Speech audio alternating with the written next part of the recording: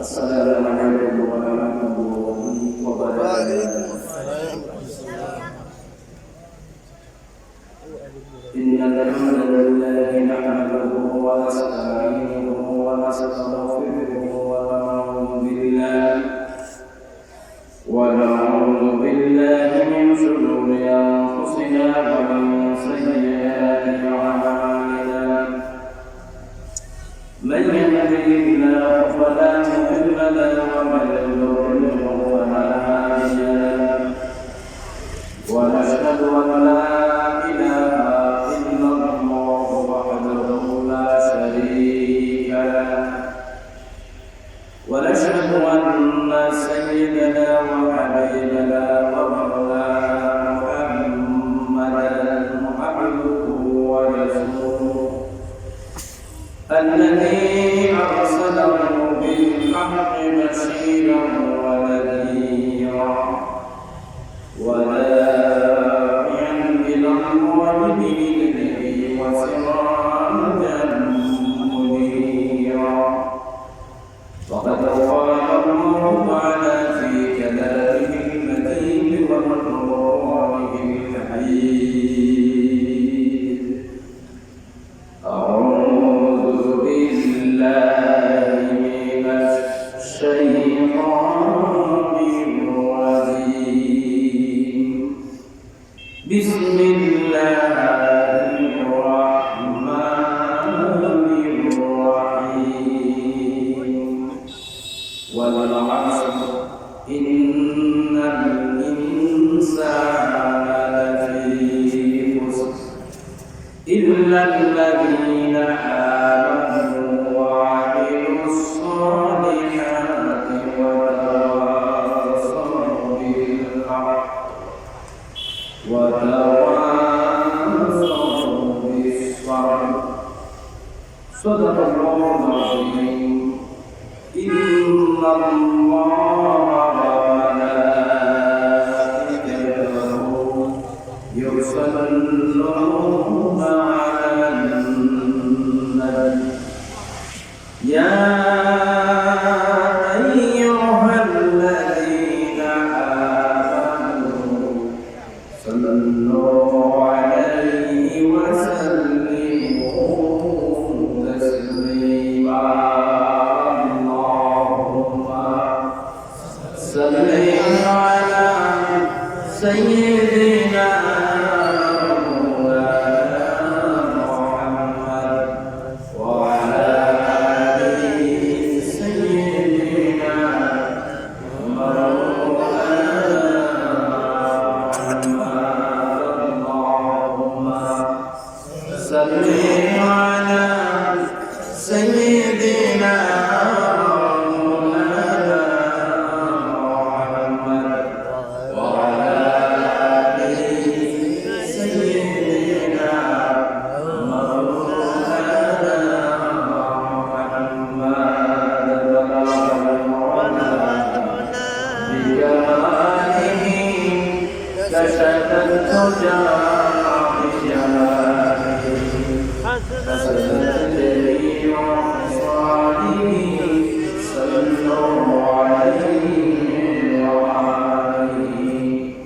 أذكى النسب أعلى الحسب أذكى النسب أعلى الحسب كل العربي في خدمته بلغ العلا بجماله كشف الدجى جميع مصابه صلوا عليه وعليه. مشربي بمحمد مطلعي ديواننا مطلعي فرشيدي شباش سنين يسوع بلغ العلا بكمالهم كشف الدجى بجمالهم فسدت جميع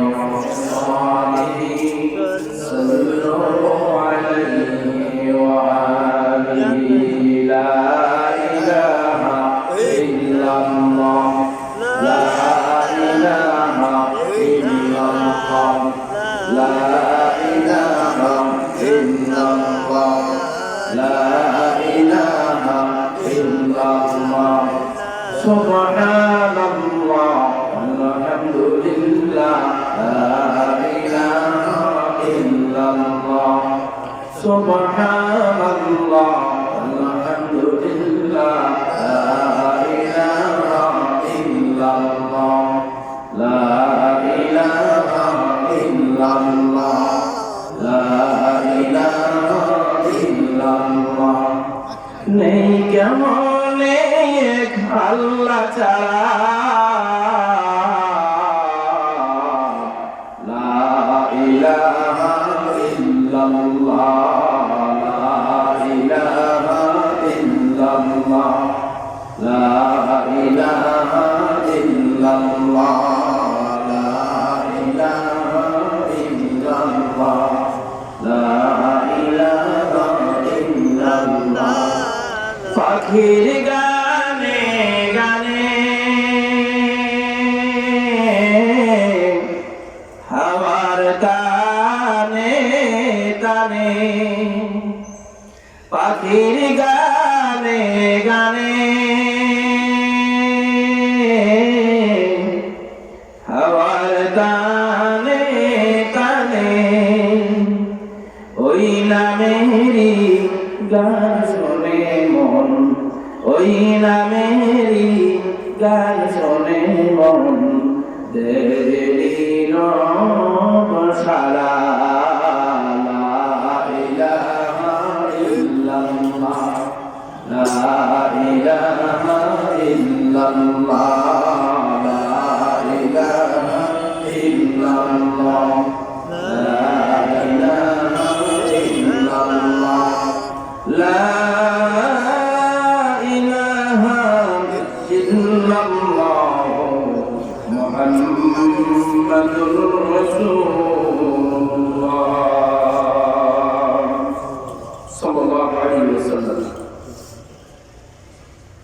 ঐতিহ্যবাহী ওয়াকদা বাইতুল মসজিদের উদ্যোগে আয়োজিত আজকের বার্ষিক তফসির কোরআন মাহফিল অধিবেশনের সম্মানিত সভাপতি হযরত উলামায়ে কেরাম দিন প্রিয় ইসলামী মুসলমান ভাইরা পর্দাশীলা সম্মানিত মা ও বোনেরা আল্লাহ সুবহানাহু ওয়া তাআলার দরবারে আমরা শুকরগুজার হচ্ছি যে আল্লাহ সুবহানাহু ওয়া তাআলা আমাদেরকে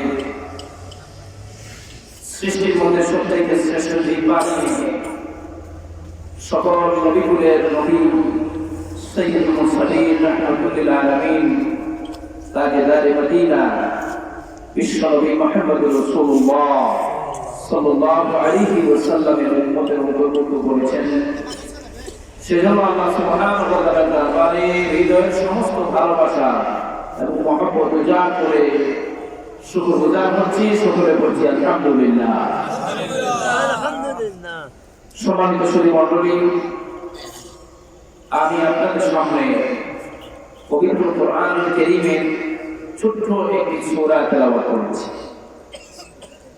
যে সূরাটির আয়াত সংখ্যা হচ্ছে মাত্র 3 কোরআনুল কারীমে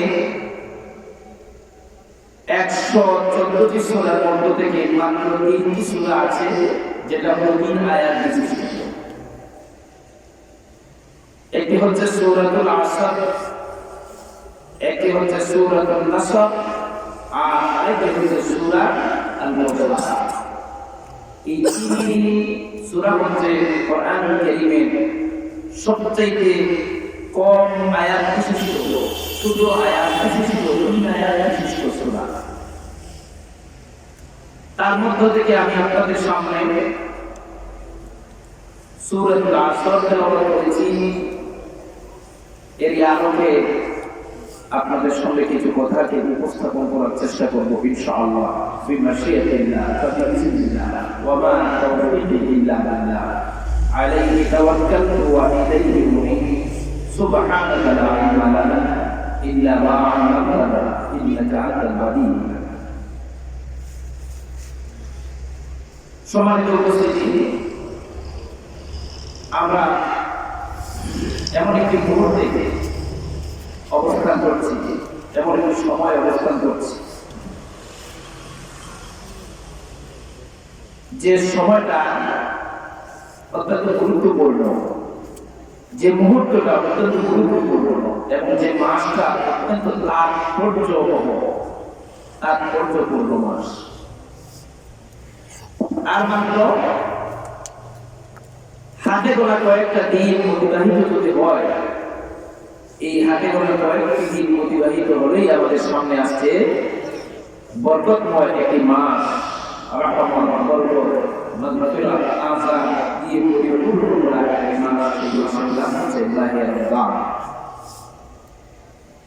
সেই মাহে রমজানে আল্লাহ সুবহানাহু ওয়া তাআলা মানব জাতির হেদায়েতের যে বিধান কোরআনুল কারীম, সেই কোরআনুল কারীমকে আল্লাহ রাব্বুল আলামিন এই রমজানুল মুবারকে অবতীর্ণ করেছে। এদিক থেকে রমজানুল মুবারকের মর্যাদা ইজ্জতকে আল্লাহ রাব্বুল আলামিন আরো সমৃদ্ধ করে দিয়েছেন, বাড়িয়ে দিয়েছেন। সুবহানাল্লাহ। অপরদিক থেকে এই মাস থেকে আরেকটি গুরুত্বপূর্ণ অধ্যায় উচিত হয়েছে, যে গুরুত্বপূর্ণ অধ্যায়টি হচ্ছে আমরা যে মুসলমান বলে দাবি করি, ইমানদার বলে দাবি করি, ইসলামের বিধিবিধানকে আমাদের একমাত্র গ্রহণযোগ্য বিধান হিসাবে দাবি করি, সেই ইসলামকে আমরা পেয়েছি 14 জন নবীর বিনিময়, 14 জন সাহাবায়ে কেরামের রক্তের বিনিময়, জীবনের শেষ জান কোরবানিকে তারা উৎসর্গ করেছে। তার বিনিময়ে আমরা পেয়েছি দ্বীন ইসলাম। আর সেই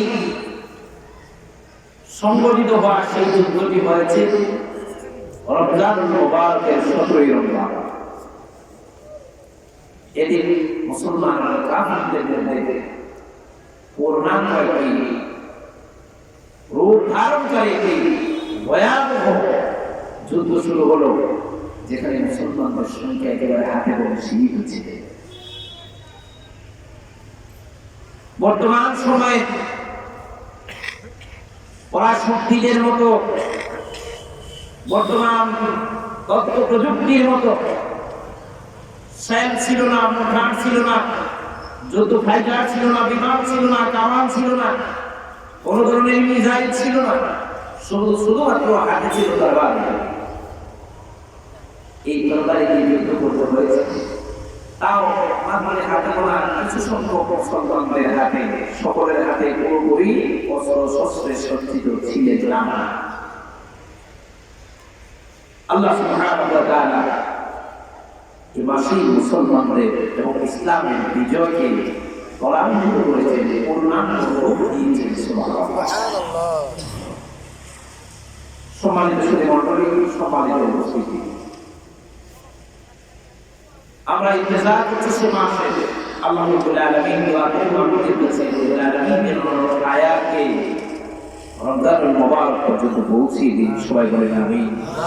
রজব মাস আসলে রাসূলুল্লাহ সাল্লাল্লাহু আলাইহি ওয়াসাল্লাম আল্লাহুম্মা বারিক লানা ফীহি ওয়া শাবান ওয়া বাল্লিগনা রমাদান। দুইটা মাস রজব তো চলে গেছে, শাবান শেষ প্রান্তে অর্ধেক পেরিয়ে এসেছে, আবার আমাদের সামনে অপেক্ষমান।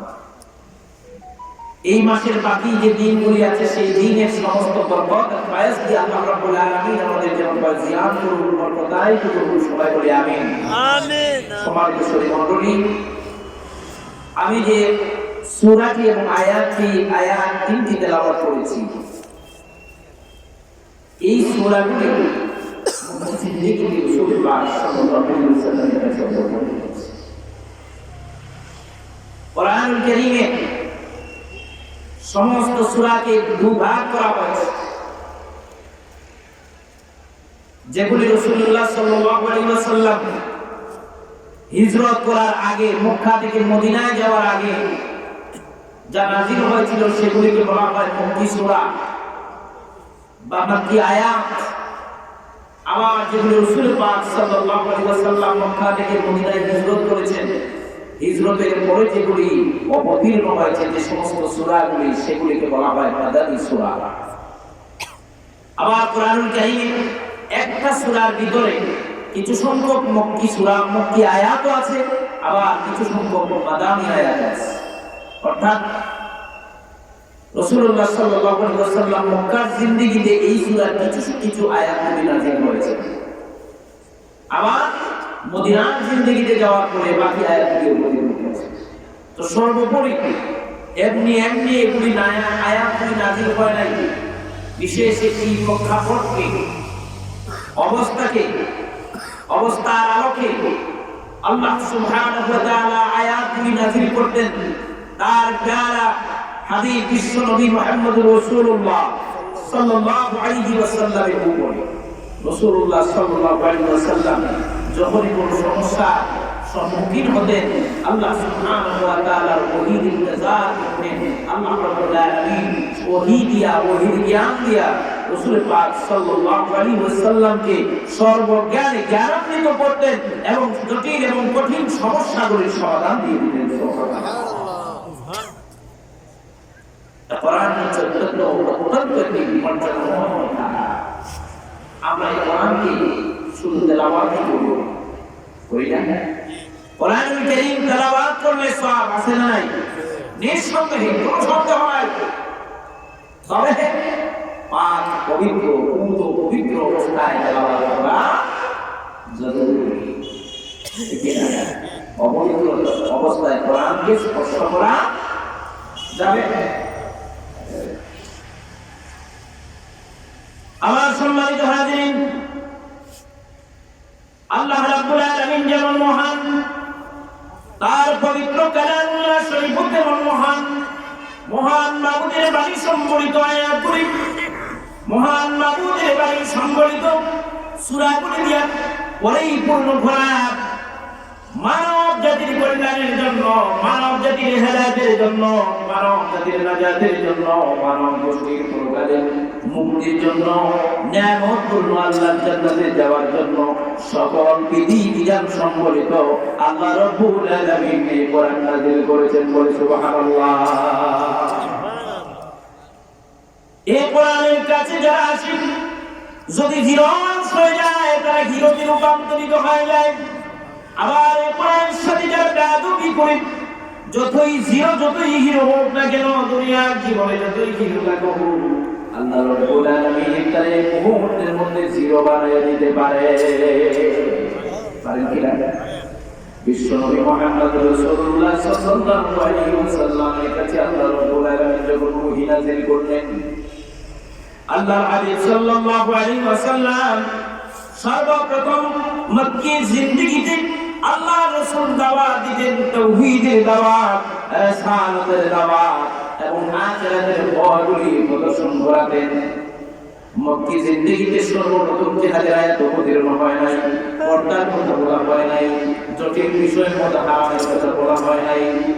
এই সমস্ত বিষয় আগে না বলে আল্লাহ রাব্বুল আলামিন তার প্রিয় হাবিব বিশ্ব নবী মুহাম্মদুর রাসূলুল্লাহ সাল্লাল্লাহু আলাইহি ওয়াসাল্লামকে মানুষকে টার্গেট করে মানুষ তৈরির জন্য, মানুষের যে পরিমাণ মানুষ বৃদ্ধির দরকার, সোনার মানুষের রূপান্তরিত হওয়া দরকার, যে পরিমাণ যোগ্যতা অর্জনের মানুষের দরকার, এই পরিমাণ মানুষ তৈরি করার জন্য আল্লাহ রাব্বুল আলামিন তার রাসূল নবী মুহাম্মদুর রাসূলুল্লাহ সাল্লাল্লাহু আলাইহি ওয়াসাল্লামের কাছে আয়াতগুলি অবতীর্ণ করতেন।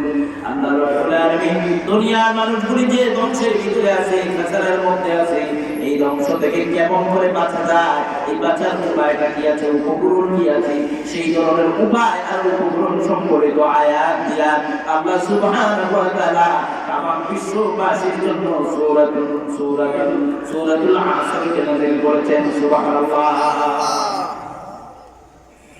আল্লাহর নবী বিশ্ব নবী মুহাম্মদ রাসূলুল্লাহ সাল্লাল্লাহু আলাইহি ওয়াসাল্লাম প্রথমে মানুষদেরকে যখন দ্বীনের দাওয়াত দিলেন, ইসলামের দাওয়াত দিতে কোরআন নাযিল হওয়ার পরে রাসূলুল্লাহর কাছে যখন এই দায়িত্ব পুরো দায়িত্ব আল্লাহ রাব্বুল আলামিন তার হাবিবের উপর সামনে দেওয়া হলো, রাসূলুল্লাহ সাল্লাল্লাহু আলাইহি ওয়াসাল্লাম সাথে সঙ্গে তৈরি করতে লাগলেন। এর আগে আল্লাহর হাবিবের টার্গেট ছিল এই অশান্ত পৃথিবীর মানুষদেরকে, অশান্ত মক্কার মানুষদেরকে, আরবের সমাজের শান্ত অবহেলিত নির্যাতিত নিপীড়িত এই মানুষদেরকে শান্তি পানি পান করানোর জন্য শান্তির হাওয়া বিরাজমান করার জন্য রাসূলুল্লাহ সাল্লাল্লাহু আলাইহি ওয়াসাল্লাম 40 বছরের বয়সের আগ থেকে এই চেষ্টা এবং সাধনা শুরু করেছেন। আল্লাহর নবী সাল্লাল্লাহু আলাইহি ওয়াসাল্লাম যুবক বয়স থেকে আরবের সেই অবস্থা থেকে নবী সাল্লাল্লাহু আলাইহি ওয়াসাল্লাম সমাজে বসবাস করছি, যে সমাজে মানুষের মধ্যে কোনো বাধা নেই, ইজ্জত সম্মান এই ধরনের জাতিদেরকে নির্যাতন নিষ্পেষণ থেকে মুক্তি করতে হলে একদম তরুণদের নিয়ে রাসূল পাক সাল্লাল্লাহু আলাইহি ওয়াসাল্লাম একটা সংস্থা তৈরি করলেন। সেই সংস্থাটার নাম কি বলেন তো? জানেন? হিলমুল নামক একটি সংস্থা তৈরি করলেন, সংগঠন তৈরি করলেন। তখন আল্লাহ রাব্বুল আলামিন কুরআন রাসূলুল্লাহ সাল্লাল্লাহু আলাইহি ওয়াসাল্লামের কাছে নাযিল করেন নাই। আল্লাহর হাবিব সাল্লাল্লাহু আলাইহি ওয়াসাল্লামের উপরে কুরআন নাযিল হওয়ার আগে রাসূলুল্লাহ সাল্লাল্লাহু আলাইহি ওয়াসাল্লাম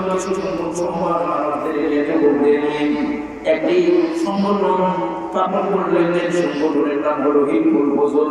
এই হিলফুল ফুজুল সংগঠনের মিশন হলো, টার্গেট হলো অসহায় মানুষদেরকে সাহায্য করা, অন্যায় মানুষদেরকে পথের দিশা দেখানো, অশান্ত নির্যাতিত মানুষদেরকে নির্যাতনের কবল থেকে রক্ষা করে তাদেরকে বুঝিয়ে শুনিয়ে শান্তির একটি বার্তা পৌঁছে দেওয়া, বিধবা মানুষদেরকে সাহায্য সহযোগিতা করা, যুদ্ধ বিগ্রহ এগুলি অহেতুক হানাহানি বন্ধ করে দেওয়া, এই টার্গেট নিয়ে, এই মিশন নিয়ে রাসূল পাক সাল্লাল্লাহু আলাইহি ওয়াসাল্লাম এই সংঘ তৈরি করলেন।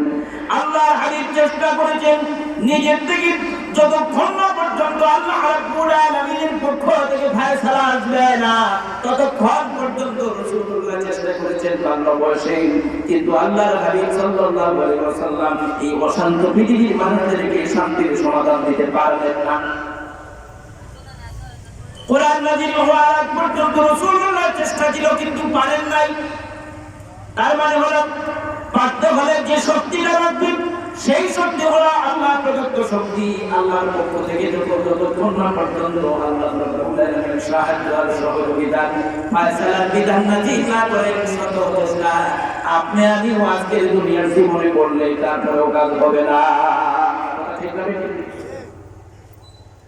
আল্লাহ হাবিব সাল্লাল্লাহু আলাইহি ওয়াসাল্লাম কি আল্লাহ রাব্বুল আলামিন যখন এই কোরআনুল কারীম নাযিল করে এই দায়িত্ব দিলেন, এতক্ষণ মক্কার মানুষের কাছে খুব আপনজন হিসেবে রাসূলুল্লাহ পরিচিত ছিলেন, সকলের কাছে প্রিয় হিসেবে পরিচিত ছিলেন। আল-আমিন আস-সাদিক করে আল্লাহর হাবিব ছিলেন সকলের কাছে। যখন কোরআন নাযিল হলো, গুরু দায়িত্ব নাযিল হলো, সত্য এবং মিথ্যার পার্থক্য নির্ণয়কারী বিধান আল্লাহ কোরআন নাযিল হয়ে যাওয়ার পরে রাসূল পাক সাল্লাল্লাহু আলাইহি ওয়াসাল্লাম কোরআনের দাওয়াত দিতে শুরু করলেন। তখন থেকেই মক্কার মানুষগুলিরা আর রাসূলুল্লাহ সাল্লাল্লাহু আলাইহি ওয়াসাল্লামকে আগের মতো ভালো চোখে দেখে না। ঠিক না? বকর ছোট থেকে শুরু হয়েছে। রাসূলুল্লাহ কি অপরাধ করেছেন? আল্লাহ প্রদত্ত দাওয়াত দিবেন, তাই তো হক দাওয়াত। আল্লাহর শ্রেষ্ঠ মাখলুকের কাছে আল্লাহর পরিচয় উঠাইয়া দেবেন। এ দুনিয়ার মানুষদেরকে জাহান্নামের ভয় প্রদর্শন করাবেন, দুনিয়ার মানুষদেরকে বাস্তবিক ভারণের কাজ করে ইমানদার হয়ে আল্লাহর জান্নাতে যাওয়ার জন্য উপযোগী আত্মা তৈরি করার জন্য রাসূলুল্লাহ টার্গেট করে সেই ধরনের মানুষ এবং জাতি গঠন করার চেষ্টায় নেমেছেন। আল্লাহ তার হাবিবকে নামায় দিয়েছেন। লা ইলাহা ইল্লাল্লাহ কেবল আল্লাহর দাওয়াত দেওয়াই হলো রাসূলুল্লাহর কোরআন। এতকাল পর্যন্ত আল্লাহ হাবিব সাল্লাল্লাহু আলাইহি ওয়াসাল্লাম মক্কার মানুষদের কাছে কোনো অপরাধী ছিলেন না। নবীজি সাল্লাল্লাহু আলাইহি ওয়াসাল্লাম যখনই আল্লাহ রাব্বুল আলামিন বললেন হাবিব আমার গোপনে গোপনে কিছু সংখ্যক মানুষদেরকে দাওয়াত দেওয়া হলো টার্গেট করে করে, যেমন হযরত আবু বকর, হযরত আলী সহ এই ধরনের সাহাবীদেরকে যখন রাসূলুল্লাহ সাল্লাল্লাহু আলাইহি ওয়াসাল্লাম দাওয়াত দিলেন, হযরত আবু বকর রাদিয়াল্লাহু তাআলা রাসূলুল্লাহ সাল্লাল্লাহু আলাইহি ওয়াসাল্লামের বন্ধু হিসেবে ছিলেন বটেই, রাসূলকে তো ভালো করে তিনি চিনেন জানেন। রাসূলুল্লাহর কাছে যখন আল্লাহ রাব্বুল আলামিন ওহী নাযিল করলেন, আল্লাহ হাবিব যখন হযরত আবু বকর রাদিয়াল্লাহু তাআলা কে দাওয়াত দিলেন, হযরত আবু বকর রাদিয়াল্লাহু তাআলা নির্দেশে দাওয়াতটা মেনে নিলেন। সুবহানাল্লাহ। আমার সম্মানিত হাজির, এমনি করে যখন আস্তে আস্তে কিছু মানুষ তৈরি করালেন, এরপরে আল্লাহ পক্ষ থেকে নির্দেশ হয়ে গেল, হাবিব আমার, বন্ধু আমার, আর গোপনে রাতের অন্ধকারে গিয়ে দিনের বেলায় কাফের মুশরিকদের দিকে তাকাইয়া গোপনে গোপনে গিয়ে আর দাওয়াত দেওয়ার প্রয়োজন নয়। এবার দাওয়াত হবে প্রকাশ্য মাঠে আর ময়দানে, সকল শক্তির সামনে আল্লাহ রাব্বুল আলামিনের দাওয়াতটা উঠাইয়া দাও। রাসূলুল্লাহ সাল্লাল্লাহু আলাইহি ওয়াসাল্লাম মক্কার অতি পাশেই সাফা নামক পাহাড়ে আল্লাহ হাবিব সকলকে ডাকলেন। যখন ডাকার পরে মক্কার সব মানুষকে আসলো, নাতি মুহাম্মদ, আমাদের সাথে মুহাম্মদ এত সুন্দর করে আমাদের ডাকছে, কি জানি কি সমস্যা হয়েছে নাকি? এই বাকিটা এরকম কোনোদিন ডাকে না, নাতিটা এরকম ডাকে না, বা সাথীটা এরকম ডাকে না, কি হয়েছে বুঝে? আল্লাহ নবী যখন পানির উপরে দাঁড়িয়ে বললেন, ও আমার জাকির ভাইরা, ও আমার বাবারা, ও আমার দাদারা, আমি যদি তোমাদেরকে বলি ওই পাহাড়ের অপোজিট পাশে যেই পাহাড়ে আমি দাঁড়ানো আছি, ওই পাহাড়ের অপোজিট পাশে সৈন্য সামন্ত আছে, এখনই তোমাদের উপরে আক্রমণ করবে, তোমরা কি তা বিশ্বাস করবে? এক বাক্যে সকলে বলল, ইয়া মুহাম্মদ ইবনে আব্দুল্লাহ, ও মুহাম্মদ, তুমি কোনদিন তো মিথ্যা কথা বলো নাই, কোনদিন আমাদেরকে কোন ধরনের ছলনার আশ্রয় দাও নাই। ও মুহাম্মদ, নির্দ্বিধায় আমরা অবশ্যই বিশ্বাস করব। আল্লাহর হাবিব সাল্লাল্লাহু আলাইহি ওয়াসাল্লাম বললেন, আমার জাতিরা তাহলে শুনুন, আমি তোমাদের থেকে জাহান্নামের দিকে তোমার সবাই সময়ে জাহান্নামের দিকে আমি তোমাকে জাহান্নামের মধ্যে হাত ঢোকাচ্ছ, এই জাহান্নাম থেকে যদি মুক্তি পেতে হয়, আল্লাহর আযাব থেকে যদি মুক্তি পেতে হয়, আল্লাহ রাব্বুল আলামিন আমাকে যে দায়িত্ব দিয়ে পাঠিয়েছেন, সেই দায়িত্বটি তোমরা গ্রহণ করে নাও, সেই দায়িত্বের দাওয়াতটা তোমরা গ্রহণ করে নাও। আল্লাহর হাবিব বললেন, তোমরা পড়ে নাও, লা ইলাহা ইল্লাল্লাহু তুফলিহুন। একটু জিকির করি, লা ইলাহা ইল্লাল্লাহ, মুহাম্মাদুর সাথে লা ইলাহা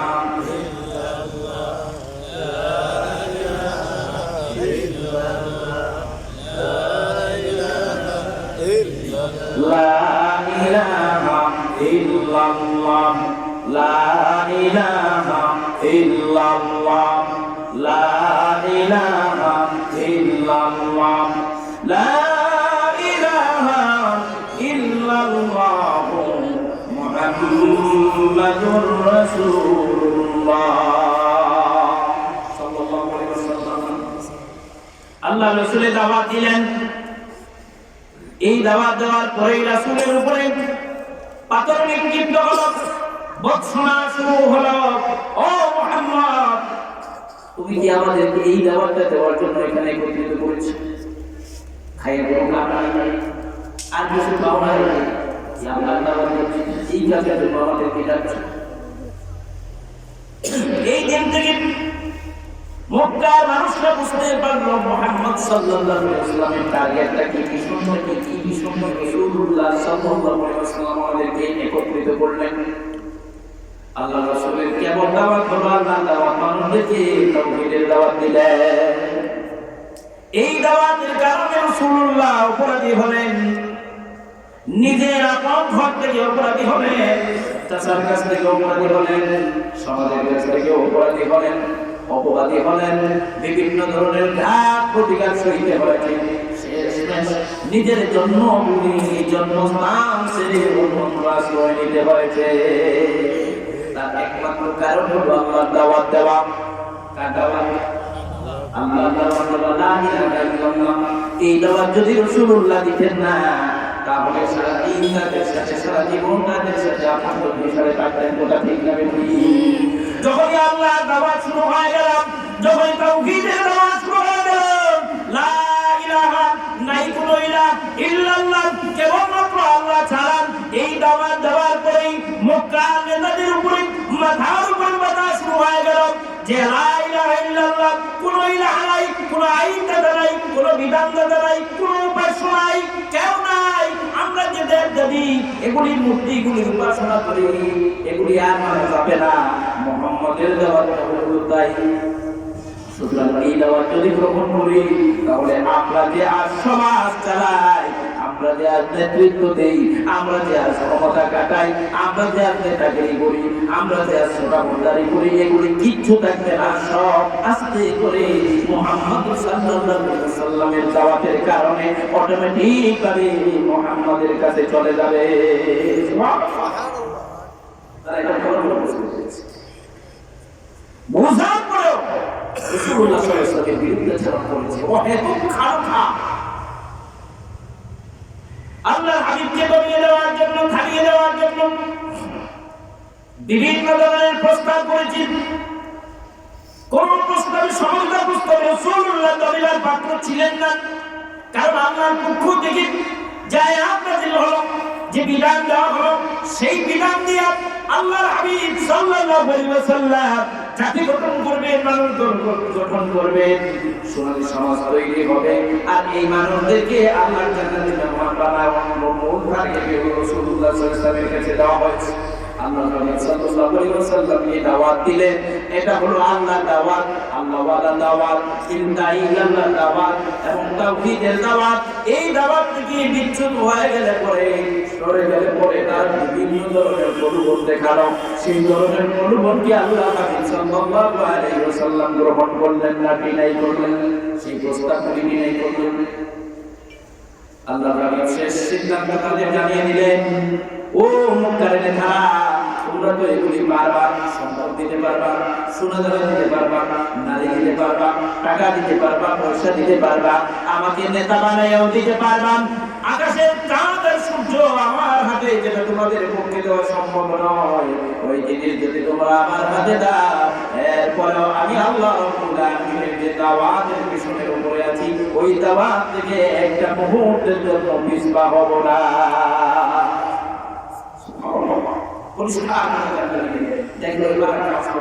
এজন্য এই চোখ আপনার বলল হত্যা করার জন্য রাসূলুল্লাহ সাল্লাল্লাহু আলাইহি ওয়াসাল্লামকে টার্গেট করেছে, কয়েকবার টাকা হত্যা করার জন্য রাসূলকে টার্গেট করেছে, কিন্তু রাখে আল্লাহ মারে কে? আল্লাহ সুবহানাহু ওয়া তাআলা তার মাধ্যমে দ্বীনের পূর্ণতা দান করবেন। সেজন্য রাসূল পাক সাল্লাল্লাহু আলাইহি ওয়াসাল্লামকে আল্লাহ রাব্বুল আলামিন বাঁচিয়ে দিয়েছেন। সুবহানাল্লাহ। আমার সম্মানিত হাজির, এই আল্লাহ রাসূল সাল্লাল্লাহু আলাইহি ওয়াসাল্লামের উপরে আয়াত নাযিল করে জানিয়ে দিলেন, ওয়ালা সময় কসম, ইন্নাল ইনসানা লাফি খুসর, নিশ্চয়ই দুনিয়ার মানুষরা ধ্বংসের ভিতরে আছে, ধ্বংসের মধ্যে আছে। ইল্লাল্লাযিনা আমানু, যারা ঈমান আনবে, ওয়া আমিলুস সালিহাত, নেক আমল করবে, ওয়া তাওয়াসাউ বিল হক, এবং হকের উপদেশ দেবে, ওয়া তাওয়াসাউ বিস সাবর, এবং সবরের উপদেশ দেবে, এরাই হবে সফল, এরাই হবে কামিয়াব। আর বাকি এই চারটা কর্মনীতি, চারটা কর্মপন্থা ছাড়া বাকি যে যারা থাকবে তারা নাকাম হয়ে থাকবে। এবার আসি দেখুন, এই যে সূরাটা মাত্র স্বল্প সংখ্যক আয়াত দিয়া, 3 আয়াত দিয়া সম্মিলিত করে দেওয়া হয়েছে, যেমন একটা ঝিনুকের ভিতরে সমস্ত সমগ্র বিষয়গুলিকে এমন করে সেট করে দেওয়া হয়েছে। ইমাম মালিক রাহমাতুল্লাহি আলাইহি বলেন, ইমাম শাফিঈ রাহমাতুল্লাহি আলাইহি বলেন, মানব জাতির হেদায়েতের জন্য কোরআনুল কারীমের অন্য কোন সূরা বা আয়াত যদি নাযিল না হতো, শুধুমাত্র সূরা আসরই যথেষ্ট হয়ে যেত। এর ভিতরে তো সারমর্মপূর্ণ, আবার এর ফজিলত অত্যন্ত অধিক। আল্লাহ হাবিব সাল্লাল্লাহু আলাইহি ওয়াসাল্লামের সাহাবারা যখন কোনো মজলিসে বসতেন, এই মজলিসে বসার পরে মজলিস থেকে যতক্ষণ না পর্যন্ত একজন সূরা আসর, একজন আরেকজন সূরা আসর তেলাওয়াত না করতেন, ততক্ষণ পর্যন্ত তারা মজলিস ত্যাগ করতেন না। আবার আল্লাহ রাব্বুল আলামিন বলেন ওয়াল আসর, সময়ের কসম, সেই সময়টা চলমান সময়ের কসম, সময়টার জন্য কখনো অপেক্ষা করে না। আজকের যে দিন চলে যায় সেই দিন আর কখনো ফিরে আসবে না। জীবনের মুহূর্তে অনেক বছর চলে যাবে, কিন্তু সেই মুহূর্তে সেই সময়টা আর কখনো মানুষের জন্য ফিরবে না। ফিরবে না। সময়ের কসম করে বলেছেন যে সময় চলে যায় তোমার কাছ থেকে, সেই সময়টা আর ফিরে আসবে না। ইমাম রাজি রাহমাতুল্লাহি আলাইহি বলেন, আমি যখন বাজারে গেলাম, বাজারে যাওয়ার পরে একজন বড় বিক্রেতা চিৎকার করতেছে, ওহে আমার প্রতি একটু মেহেরবানি করো, আমার প্রতি একটু দয়া করো, আমার মূলধন ফুরিয়ে যাচ্ছে, আমার মূলধন ফুরিয়ে যাচ্ছে, আমার প্রতি একটু ইহসান করো, আমার প্রতি একটু মেহেরবানি করো, দয়া করো। ইমাম রাজি রাহমাতুল্লাহি আলাইহি চিন্তা করলেন, বেচারা যে কথা বলছে সেই বিষয়টা তো আমাদের সাথে সামঞ্জস্যপূর্ণ। আমাদের জিন্দেগি, জীবন এরকম, সময় তো চলেই যাচ্ছে। কারণ ওই বিচারা বাজার থেকে বরফ কিনে এনেছে ফ্যাক্টরি থেকে, ওই বরফটা যতক্ষণ না পর্যন্ত বিক্রি হবে, ওই বিক্রি না হওয়া পর্যন্ত বরফগুলি শুধু করতেই থাকবে, পানি হয়ে যেতেই থাকবে। কথা ঠিক না বেঠিক? আর এই অবস্থায় যদি বরফ বিক্রি হয় না, তার মূলধনটাও শেষ হয়ে যাবে। ওই বরফের টুকরোগুলি আবার ফিরে দিতে পারবে না, মালিকের কাছে, ফ্যাক্টরির কাছে দিতে পারবে না। কারণ যে পরিমাণ বরফ নিয়ে এসেছিল সেই বরফ তার কাছে আর নাই। যত সময় গেছে, সময়ের ব্যবধানে এগুলি আস্তে আস্তে বলে ছোট হয়ে গেছে। তো মানুষের জীবন জিন্দেগি এরকম। আমার জন্য হয়েছে, আমি ছোট ছিলাম, মায়ের কোলে ছিলাম, মায়ের কোলে থাকা অবস্থায় মায়ের কোল থেকে যখন আস্তে আস্তে হাঁটা চলাফেরা শিখলাম, এরপরে দৌড়ানো শিখলাম, এরপরে আস্তে আস্তে কথা বলতে শিখলাম, এরপরে আমি আমার কিশোর বয়সে উপনীত হলাম, এরপরে যুবক হিসাবে আমি উপনীত হলাম। যুবক সময়টা বেরিয়ে আস্তে আস্তে আমার কাছে, আপনার কাছে বার্ধক্য সময় এসে গেল। বার্ধক্য যখন সময় এসে যায়, হাতটা চামড়াটা নরম হয়ে যায়, মুখের দাড়িগুলি লাল হয়ে যায়, সাদা হয়ে যায়, চোখের যদি আস্তে আস্তে ক্ষীণ হয়ে যায়, আগের মতো আর দেখতে পারি না, বাইরে চলাচল শক্তি ক্ষয় হয়ে যায়, আগের মতো আর দৌড় দিয়ে হাঁটতে পারি না, দাঁড়াতে পারি না, বসতে পারি না, শুরু হয়ে যায়, হাঁপানো শুরু হয়ে যায়। যত চেষ্টা করি এরপরেও আগের মতো যুবক বয়সের মতো আর দৌড়াতে পারি না। এই যে সময় আমার কাছ থেকে চলে গেল, ফুরিয়ে গেল, এই অবস্থায় কি স্বপ্ন আমি অর্জন করেছি? আমি তো আল্লাহর গোলাম, আমি তো আল্লাহর দাস হিসাবে আল্লাহ রাব্বুল আলামিন আমাকে তার দাসত্ব করার জন্য দুনিয়ার জমিনে পাঠালেন। আমি সেই দাসত্ব গ্রহণ করেছি। কোন দাস হিসাবে মাবুদের কাছে, কোন চেহারা নিয়া, কোন আমল নিয়া আল্লাহর দরবারে উপনীত হব? জবাবদিহিতা থেকে, পরকালীন আযাব থেকে যেমন করে রেহাই পাবো, চলমান সময়ের কসম করে বলে সময়ের কসম, ইন্নাল ইনসানা লাফি খুসর। আল্লাহ রাব্বুল আলামিন এদিকে ওয়ালা কসমিয়া এনেছেন, অপরদিকে ইন্নাল তাকিদ করেছেন। ইন্নাল ইনসানা, নিশ্চয় তামাম মানব মণ্ডলী, পৃথিবীর তামাম মানুষ, এখানে শুধু ইন্নাল মুসলিমিন বলেন নাই, ইন্নাল মুমিনিন বলেন নাই, ইন্নাল ইনসান শব্দ ব্যবহার করেছেন। ইনসান মানে হলো তামাম পৃথিবীর মানব মণ্ডলী। ইন্নাল ইনসানা লাফি খুসর, খাসারা। ব্যবসার মধ্যে একদিকে আছে লাভ, অপরদিকে আছে লোকসান। ঠিক না বেঠিক? একটা হলো লাভ, অপরটা হলো লোকসান, ক্ষতি। ইন্নাল ইনসানা লাফি খুসর, সমস্ত মানুষগুলি ধ্বংসের মধ্যে। এবার এই ধ্বংস থেকে বাঁচার জন্য আল্লাহ রাব্বুল আলামিন চারটা কর্মপন্থা দিয়েছেন, কর্মনীতি দিয়েছেন। প্রথম নম্বর কর্মনীতি হলো ইল্লাল্লাযীনা আমানু, যারা ঈমান আনবে, যারা ঈমান আনবে। ঈমান কার উপরে হবে? ঈমান মানে হলো বিশ্বাস। এই বিশ্বাসটা কি রকম হবে? অন্তর নিয়ে বিশ্বাস হবে, দৃঢ় বিশ্বাস। মুখ দিয়ে স্বীকার দেওয়া লাগবে, আরে দুটা করেই আমি বসে গেলাম, না না তা হবে না, বাস্তবে তার উল্টা করা লাগবে।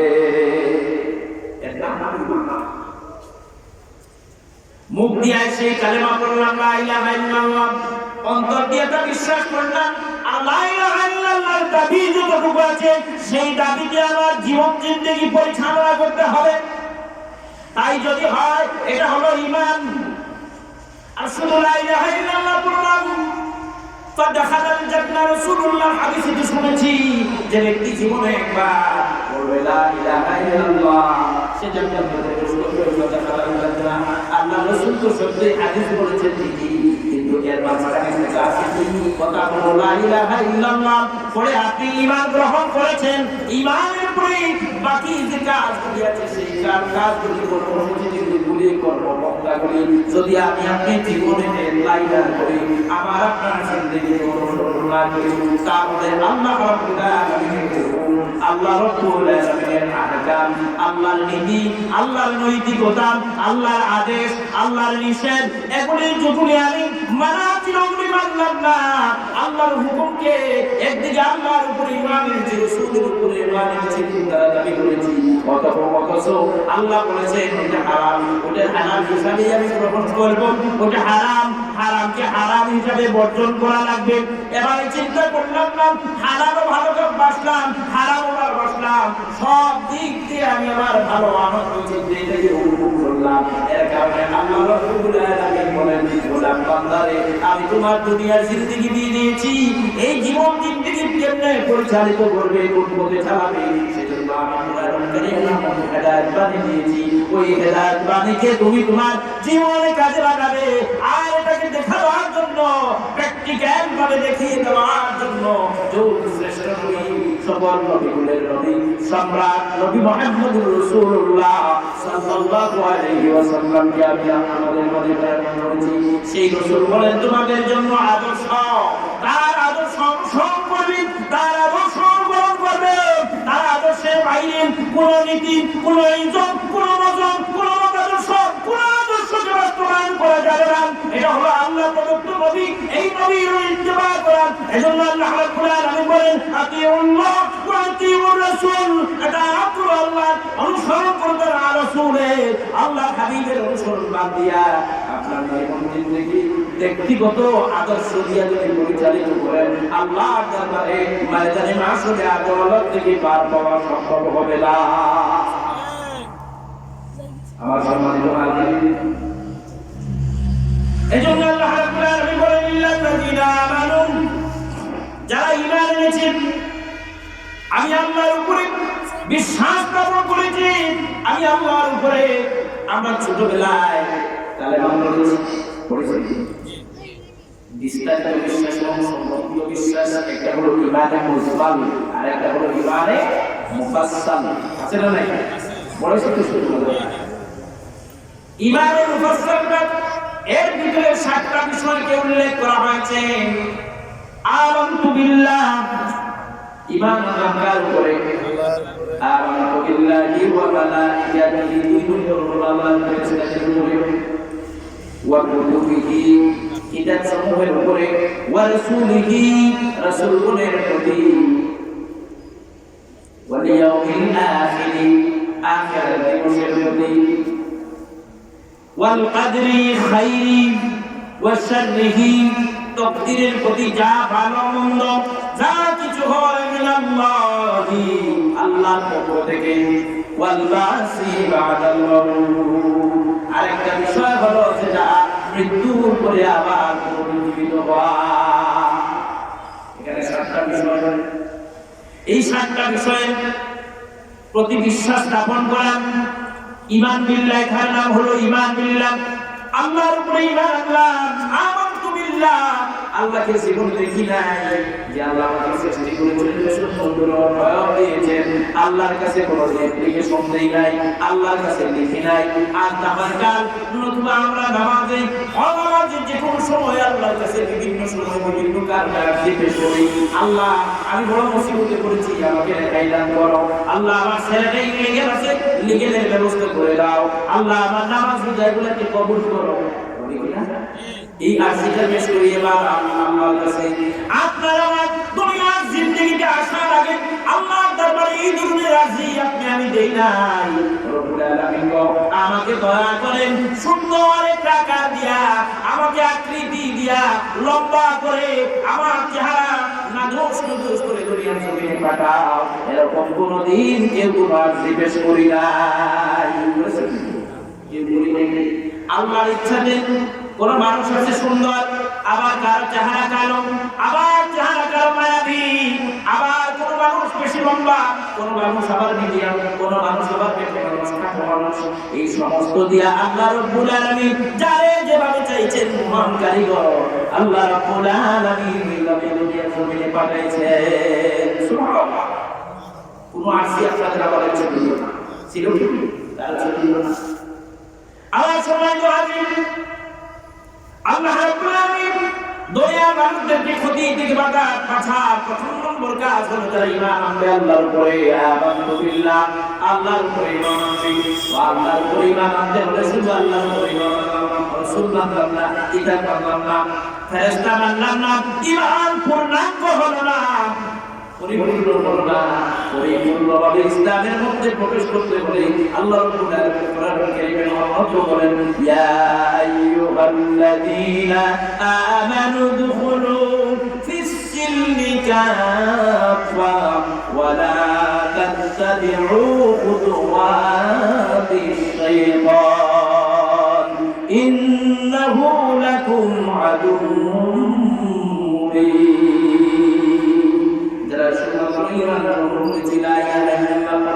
এই বিষয়গুলি মানলাম, এদেরকে আল্লাহ রাব্বুল আলামিন সম্বোধন করেন, বলেন ইয়া আইয়ুহাল্লাযীনা আমানু, ও ঈমানওয়ালারা, ও বিশ্বাসওয়ালারা, ও বিশ্বাসীরা, উদখুলু প্রবেশ করো, ফিস-সিলমি কাফা পরিপূর্ণভাবে ইসলামের ভিতরে প্রবেশ করো।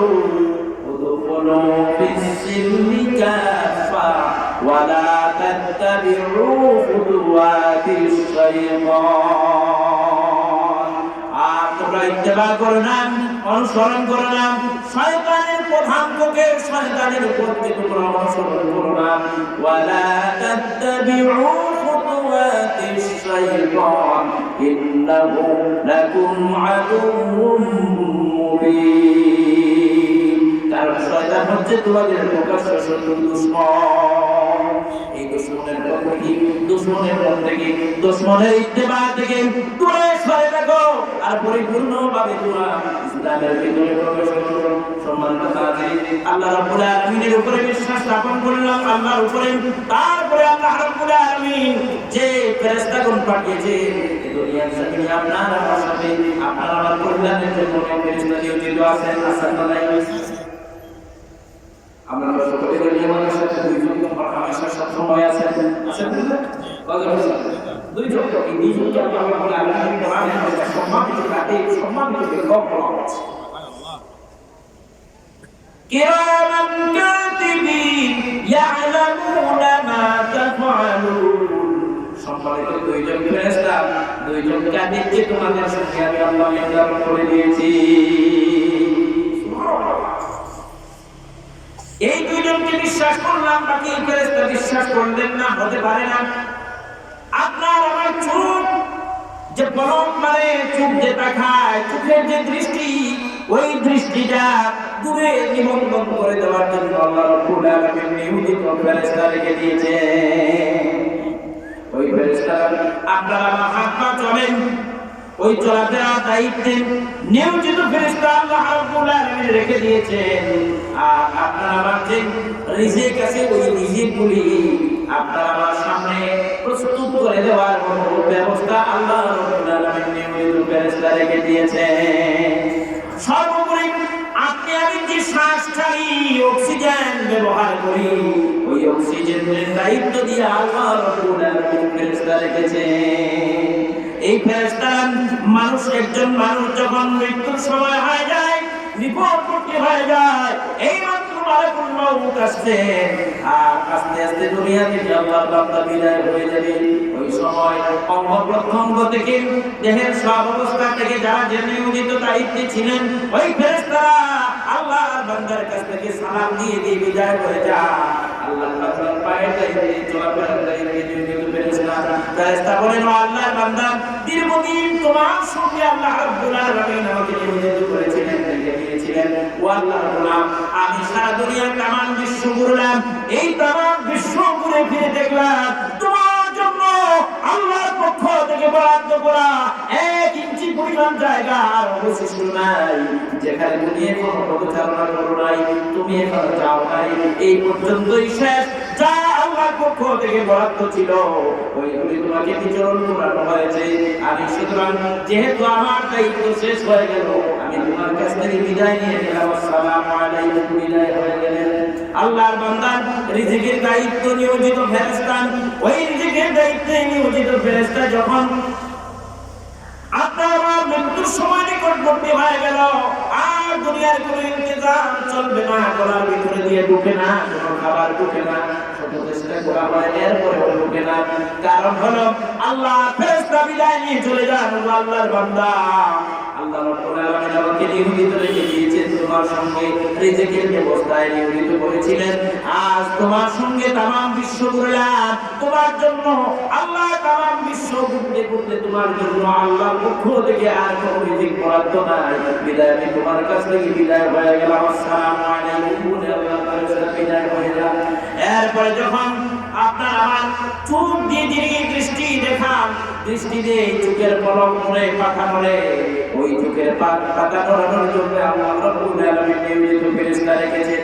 ওই ফেরেশতা বলেন, ও আল্লাহর বান্দা, আজ তামাম বিশ্ব ঘুরলাম, ঘোরার পরে দেখলাম তোমার জন্য আর কোনো নতুন করে আল্লাহর পক্ষ থেকে বরাদ্দ করা কোনো জায়গা এখনো দেখো নাই, বাকি আছে। ওই জায়গাটা আমি খুঁজে পেলাম না। সমস্ত দুনিয়ার জীবনে রং বিরঙ্গের সমস্ত ধরনের জায়গা তুমি উপভোগ করেছো, দেখেছো। আল্লাহর তামাম বিশ্বের মধ্যে তোমার যতটুকু জায়গা তোমার দেখা দর্শনের জন্য আল্লাহ রাব্বুল আলামিন বরাদ্দ রেখেছিলেন, ততটুকু দেখা হয়ে গেছে। এবার শেষ আমার দায়িত্ব, আমি আমার দায়িত্ব থেকে অব্যাহতি নিলাম, বিদায় হয়ে গেলাম। আসসালামু আলাইকুম বলে বিদায় হয়ে গেলেন। থাকলেন তিনি শ্বাস প্রশ্বাসে, ওই শ্বাস প্রশ্বাস যখন শ্বাস প্রশ্বাস শেষ হয়ে আসবে, ক্ষীণ হয়ে যাবে আস্তে আস্তে করে, আল্লাহ ফেরেশতা বলেন, শ্বাস প্রশ্বাস অক্সিজেনের ব্যবস্থায় নিয়োজিত আল্লাহ রাব্বুল আলামিন গোলামদের তোমার জন্য রেখেছিলেন। তামাম বিশ্ব ঘুরতে ঘুরতে কোনো হসপিটাল নাই, ক্লিনিক নাই, আল্লাহর কোনো জায়গা নাই, আল্লাহ আসমান এবং জমিনের উপরে, আসমানের নিচে আল্লাহ তোমার জন্য কোনো অক্সিজেন পেলাম না। বিদায়, আমার দায়িত্ব শেষ হয়ে গেল, খতম হয়েছে, আমি বিদায় হয়ে গেলাম। আসসালামু আলাইকুম বলে বিদায় হয়ে যায়। বান্দা আস্তে আস্তে করে শ্বাস বন্ধ হয়ে যায়। এরপরেই আজারি শুরু হয়, ইন্না লিল্লাহি ওয়া ইন্না ইলাইহি রাজিউন। এই যে ফেরেশতা আমি দেখি না, অথচ আমরা সওয়াল করছি, চলতেছি, ফিরতেছি, খাবার খাইতেছি, দেখা চোখের দৃষ্টি দিতেছি, জীবনে একটা বার চিন্তা করে দেখে নাই আমি কি কোন ভালো জিনিসের দিকে তাকাই, কোন খারাপের জিনিস দিকে তাকাই। সব কিছু তো আমার রেকর্ড হয়ে আছে, সব কিছু লেখা করতে আল্লাহ রাব্বুল আলামিন ফেরেশতা রেখে দিয়েছেন। সবাই দেখো, আল্লাহ সুবহানাহু ওয়া তাআলা সমস্ত ফেরেশতাদের প্রতি প্রতিটা মানুষের বিশ্বাস করা লাগবে। আমরা শুধুমাত্র কয়েকজন ফেরেশতা জানতেন, আর এদের প্রতি বিশ্বাস রাখলে হবে না। আল্লাহ রাব্বুল আলামিন অসংখ্য ফেরেশতা রেখেছেন, যার সংখ্যা দুনিয়ার কোনো মানুষ জানে না। সুবহানাল্লাহ। আর একটা এক্সাম্পল, ওই যে আপনার আমার সাথে যে দুজন ফেরেশতা আছেন, সম্মানিত লেখক আছেন, আজ রাত এই মাস ফেব্রুয়ারি মাসের শেষ তারিখ, আজকে রাত 12টা হয়ে গেলে পরেই শেষ। 12টা যখনই হবে, ঢাকায় 12টা হবে, মার্চ মাসের 2024 সালের মার্চ মাসের 1 তারিখ শুরু হয়ে যাবে। যখন শুরু হয়ে গেল ওই সময় আজ রাতে আসমান থেকে আল্লাহ রাব্বুল আলামিন আপনার আমার জন্য যে ফেরেশতা দিয়েছেন ওই ফেরেশতা আগামীকাল সন্ধ্যার পরে আগামীকাল সকালে আর থাকবে বাবা বিদায় না আবার নতুন ফেরেশতা হবে আবার দিনের দায়িত্ব শেষ করে রাতের বেলায় আবার নতুন করে দেওয়া হবে এই দায়িত্ব শেষ করে ওনারা বিদায় হবে দিনের বেলায় আবার দেওয়া হবে ওই দায়িত্ব আদায় করে ওরাও চলে যাবে শুধুমাত্র দুজনকেই নির্দিষ্ট করে নির্ধারিত করে রাখা হয় নাই আল্লাহ রাব্বুল আলামিন সময় সময় বিভিন্ন ফেরেশতা সেটিং করে রেখেছেন ঠিক করে রেখেছেন তামাম বিশ্বের মানুষের জন্য প্রত্যেকটা মানুষের কাছে যদি আল্লাহ রাব্বুল আলামিন নিত্য নতুন করে দুইজন ফেরেশতা দেন তাহলে হিসাব লাগায়া দেখি আপনার আমার 60 বছর জিন্দেগিতে 70 বছর 100 বছরের জিন্দেগিতে আল্লাহ রাব্বুল আলামিন একজন মানুষের জন্য কত ফেরেশতা রেখেছেন আর বাকি থাকলো আল্লাহর অসংখ্য বান্দা দুনিয়ার জমিনে সেই সমস্ত বান্দাদের সঙ্গে ওইরকম করে নতুন নতুন দুজন দেওয়া এবারে হিসাব করে বলতে শেষ করা যাবে শেষ করা সম্ভব হবে না ওই যে ফেরেশতা আপনার আমার জিন্দেগি কিয়ামত পর্যন্ত যদিও থাকে তাকে সম্ভব নয় যদিও থাকে এরপরেও যে দুইজন আজকে রাতে আমার সাথে আছে আপনার সাথে আছে ওই দুইজন আবার ফিরে কিয়ামতের আগ পর্যন্ত আরেকবার সে দায়িত্ব পালন করার সুযোগ না সুবহানাল্লাহ এত পরিমাণ ফেরেশতাদেরকে আল্লাহ রাব্বুল আলামিন মওজুদ রেখে দিয়েছে সেজন্য এই ফেরেশতা এগুলো কি আমরা দেখলাম না কিছু আমাদেরকে বিশ্বাস করা লাগবে আর ওই বিশ্বাস করার নাম হলো ঈমান ওয়া মালাইকাতিহি ওয়া কুতুবিহি কিতাব সমূহের উপরে বিশ্বাস রাখা আমরা তো শুধু কোরআন পেয়েছি কোরআনকে মানি কোরআন পেয়েছি কোরআন তেলাওয়াত করি তেলাওয়াত করলে সওয়াব হয় তাও বুঝি আর মাঝে মধ্যে বেদি বলে করে ইমাম সাহেবের কাছে যাই হুজুরের কাছে যাই তাবিজ পড়া নেই কবর পড়া নেই তেল পড়া নেই পানি পড়া নেই কথা ঠিক না বেটি আসল উদ্দেশ্যে মূল মকসুদ কিন্তু কোরআন তেল পড়া তাবিজ পড়া শুধু তেলাওয়াতের জন্য আসে নাই আল্লাহ রাব্বুল আলামিন কোরআন দিয়েছেন গোটা জীবন জিন্দেগিকে সুন্দর করে কোরআনের উপরে সাজানোর জন্য মসজিদের ভিতরে ইমাম সাহেব নামাজ পড়ান দিয়া ওই কোরআন মসজিদের ভিতরে সীমাবদ্ধ আমরা রেখে দেই তো আমি বলতেছিলাম কিতাব সমূহের উপরে সমস্ত কিতাব আল্লাহ রাব্বুল আলামিন 104 খানা আসমানি কিতাব নাযিল করেছেন তার মধ্য থেকে তাওরাত জাবুর ইনজিল এবং কোরআনুল কারীম হচ্ছে বড় কিতাব আর বাকিগুলিকে বলা হয়েছে এগুলিকে বলা হয়েছে ইমাম সব মিলাইয়া আল্লাহর পক্ষ থেকে যে সমস্ত কিতাবগুলি নাযিল করা হয়েছিল অবতীর্ণ করা হয়েছিল সবগুলি ছিল মানব গোষ্ঠীর কল্যাণের জন্য মানব গোষ্ঠীর সংশোধনের জন্য মানব জাতির হেদায়েতের জন্য এই সবগুলির উপরে বিশ্বাস রাখা লাগবে আর বিশ্বাস থাকলে এবার মানতে হবে শুধু কোরআনুল কারীমকে তাওরাতের উপর বিশ্বাস আছে দেখেছেন আল্লাহর পক্ষ থেকে ঈমান নাযিল করা হয়েছে এটা মানা লাগবে কিন্তু তাওরাতের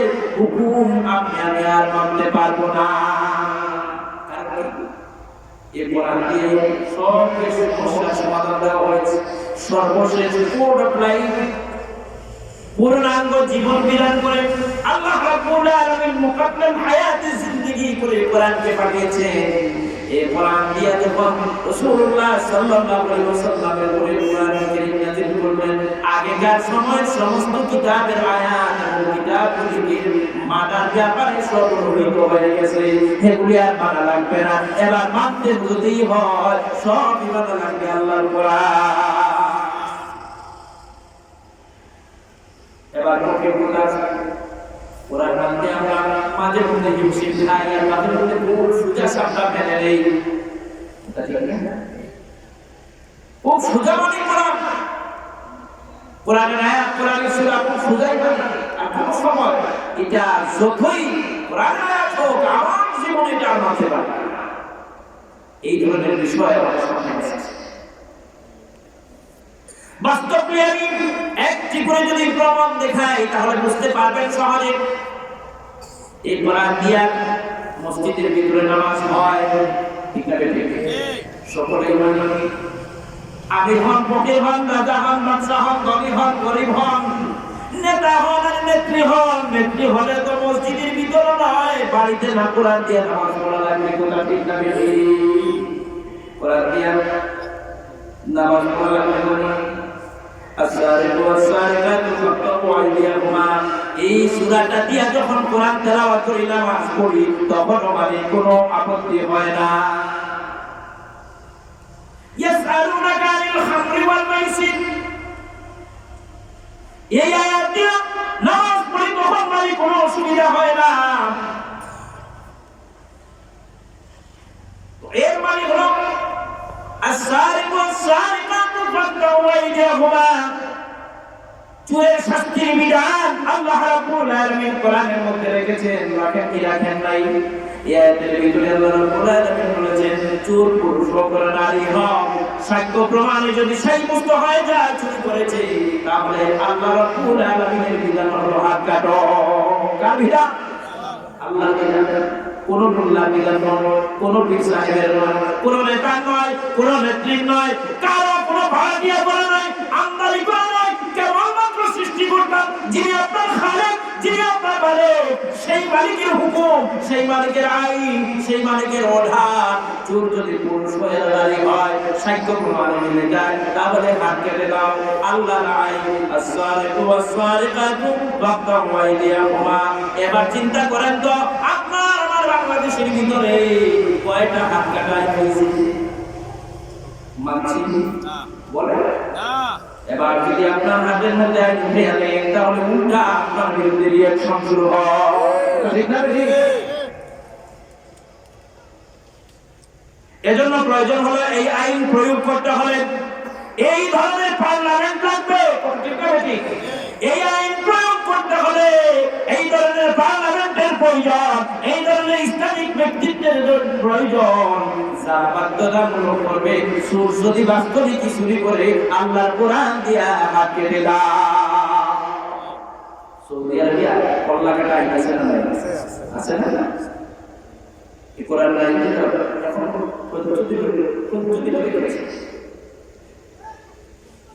আমার সম্মানিত হাজিরিন, অপরাধ যদি হয় চুরের বিচার হলো আল্লাহর বিধান হাত কাটা, আর আপনার আমার বিধান পুলিশে দেওয়া, কথা ঠিক না বেটি? মানলাম তারাই আল্লাহর আইন না বান্দার আইন? তাই বান্দার আইন। তাহলে আমরা ব্যর্থ হয়েছি এই জায়গায় এই বিষয়টা মানতে, কথা ঠিক না বেটি?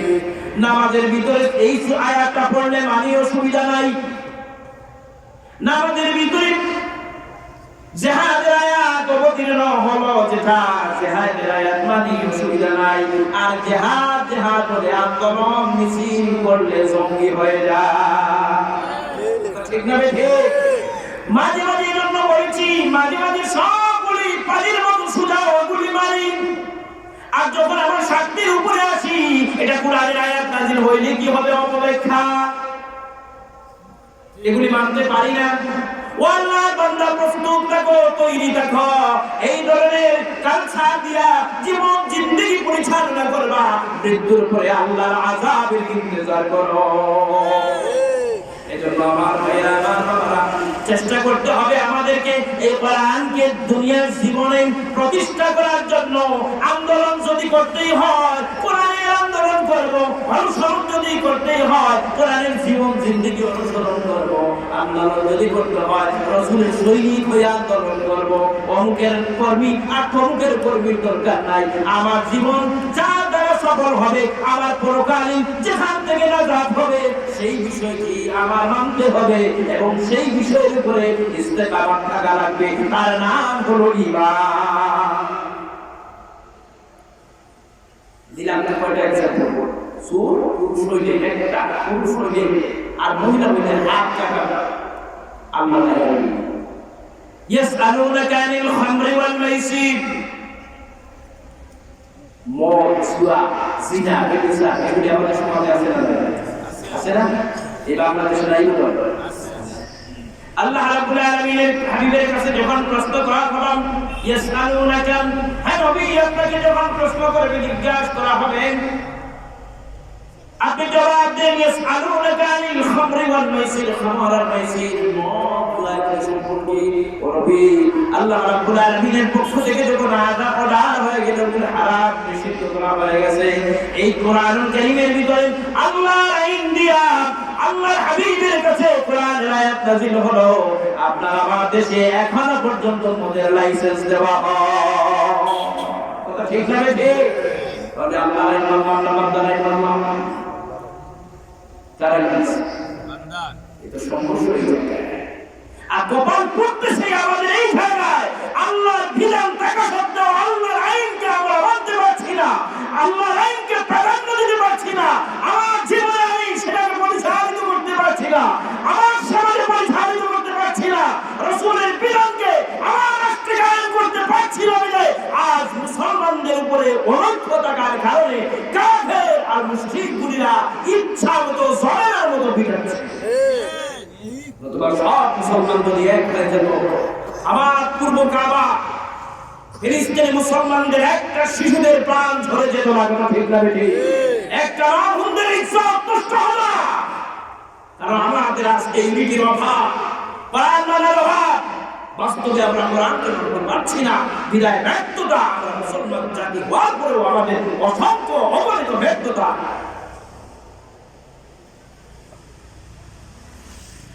আমার সম্মানিত হাজিরিন, সুদের ব্যাপারে আর কাছে আছে। সুদ অফিস আদালতে চলে কি চলে না? ঘুষ আয়াত আছে না? নাই। অফিস আদালতে বন্ধ হয়ে গেছে জনমের মতো, না চলে? ঘুষ না নিলে অফিসই চলে না, আপনার কাজই হবে। কথা ঠিক না? তাহলে আল্লাহ আয়াত যদি হয় ঘুষ বন্ধের ব্যাপারে, সুদ বন্ধের ব্যাপারে, অথচ আমি আপনি সামাজিক ভাবে অফিসিয়াল ভাবে সেটাকে সাপ্লাই দিচ্ছি, হমেশা কন্টিনিউ হচ্ছে, তো হচ্ছেই জমের মতো। খাইয়া একটা পেট মোটকা হয়ে যাচ্ছে। কথা ঠিক না? মোটকা যেদিন ভালো হবে, আল্লাহর ফেরেশতারা যখন বাড়ি দিবে মোটকা ভাঙার পরে বোঝা যাবে কত দামে কত চা। দুনিয়ায় আজকে আলেম ওলামা এরা কথা বললেই হয়ে যায় এরা তো আপনাদের কাছে পড়ে, এরা তো কোরআনের কথা। আমি কি আপনার আমার বাবার কথা বলছি, আপনার বলেন আমার দাদার কথা বলছি, না কোরআন থেকে উদ্ধৃতি দিয়ে বলছি। সুতরাং এটা কি আমার অপরাধ? আল্লাহ তো আমাকে সৃষ্টি করেছেন, আমাকে পয়দা করেছেন এবং আমাকে যা ইলম দিয়েছেন, যা শিক্ষার ব্যবস্থা করে দিয়েছেন, সেগুলিকে আপনাদের সামনে শেয়ার করার জন্য, স্মরণ করিয়ে দেওয়ার জন্য এবং এই ভয়ভীতি দেখিয়েই তো আমরা যাতে সবাই সুন্দরভাবে জীবনকে পরিচালিত করে আল্লাহর রঙে সিবহানাল্লাহি ওয়া মান আহসানু মিনাল্লাহি সিবহা, যাতে আল্লাহর রঙে রঙিন হতে পারি, এই রঙে রঙিন হয়ে সবাই মিলে যেন জান্নাতে যেতে পারি, সেই ধরনের ব্যবস্থাপনা আমাদের সমাজে থাকার জন্যই তো এই ধরনের মাহফিল, এই ধরনের ওয়াজ, এই ধরনের স্টাডিগুলি, সেমিনার, সিম্পোজিয়াম চলে। কথা ঠিক না বেঠিক? আজকে দেখুন, আমার কোরআনের কথা বলতে সমস্যা, কোরআনের কথা বলতে অসুবিধা, কোরআনের হক কথা বলতে আজকে সমস্যা হয়, অনুমতি দিতে হয়, পারমিশন দিতে হয়। কথা ঠিক না? বড় বাকিগুলি করে দেখেন, ভালো লোকটা এনে দেখেন, দেখবেন ওদের পারমিশন নাই, না পারমিশন না থাকার কারণে মাহফিল বলা করতে দেওয়া হলো না। আরে বাবা, তোমার পারমিশন আমার প্রয়োজন, পারমিশন তো দিয়ে আল্লাহ আমাকে পাঠিয়ে দিয়েছে। কথা ঠিক না? তাহলে তোমার বাবার যদি ক্ষমতা থাকে, আল্লাহর আয়াত বলতে গিয়ে মানুষের যদি মুখে তালা লাগাতে চাও, পরিষ্কার দায়িত্বহীন কণ্ঠে বলতে চাই, মসজিদের ভিতরে আগে তালা লাগাতে হবে, কারণ আল্লাহর কোরআন তো ইমাম সাহেব মসজিদে নামাজ পড়ায়। কথা ঠিক না ঠিক? সেখানে কোরআনের আইন মানো, সেখানে মাঝে গিয়ে মুসলমান সেজে নামাজ পড়ো, আবার তার বিরুদ্ধে আচরণ করো, মুনাফিকি আচরণ করছো, মুনাফিকের অপরাধে জাহান্নামের সর্বনিম্ন আদালতে তোমাকে নিক্ষিপ্ত হতে হবে।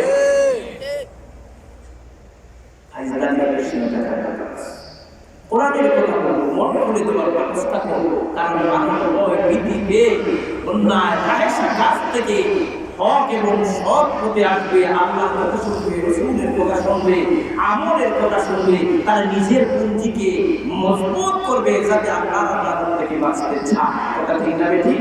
এজন্য এত যদি অসুবিধা হয়, এই অসুবিধা এই জায়গায় এই যে হক কথাগুলি যখন কোরআনে চলে আসে তখন তো আমরা মানতে পারি না। এর কারণে এগুলা মানুষ যদি বুঝে যায় তাহলে আমাদের আর চাকরি থাকবে না, আমাদের আর ক্ষমতা থাকবে না, আমাদের আর সরাগরি থাকবে না। এই তো আমাদের অপরাধ। বাস্তবিক প্র্যাকটিক্যালি দুটি কথা বলিয়ে দিলাম, একটা হলো চুরের বিষয় আর একটা হলো মদের বিষয়। আয়াত আছে না? এবার সেই পর্দার বিষয় আসবো কি? পর্দা করার নফল নফল নাকি ফরজ? কে করেছে? আল্লাহ। আল্লাহ সুবহানাহু ওয়া তাআলা। কি দিয়া? আল্লাহ তাআলা। ও ভাইরা আমার, বাবারা আমার, আল্লাহ যেমন ফরজ করেছেন পর্দাও তেমন ফরজ করেছেন। পুরুষের জন্য যেমন নারীদের জন্য তেমন, শুধু নারীদের জন্য ফরজ তা নয়, পুরুষের জন্য দরকার আছে না? নাই আছে না? তার প্র্যাকটিক্যাল রাসূলুল্লাহ সাল্লাল্লাহু আলাইহি ওয়াসাল্লামের কাছ থেকে নিয়ে যাই, আল্লাহ হাবিবের উপর থেকে নিয়ে যাই। এদিক সেদিক কোন সাহাবীর কাছে যাওয়ার প্রয়োজন নাই, তো আছে অসম্ভব।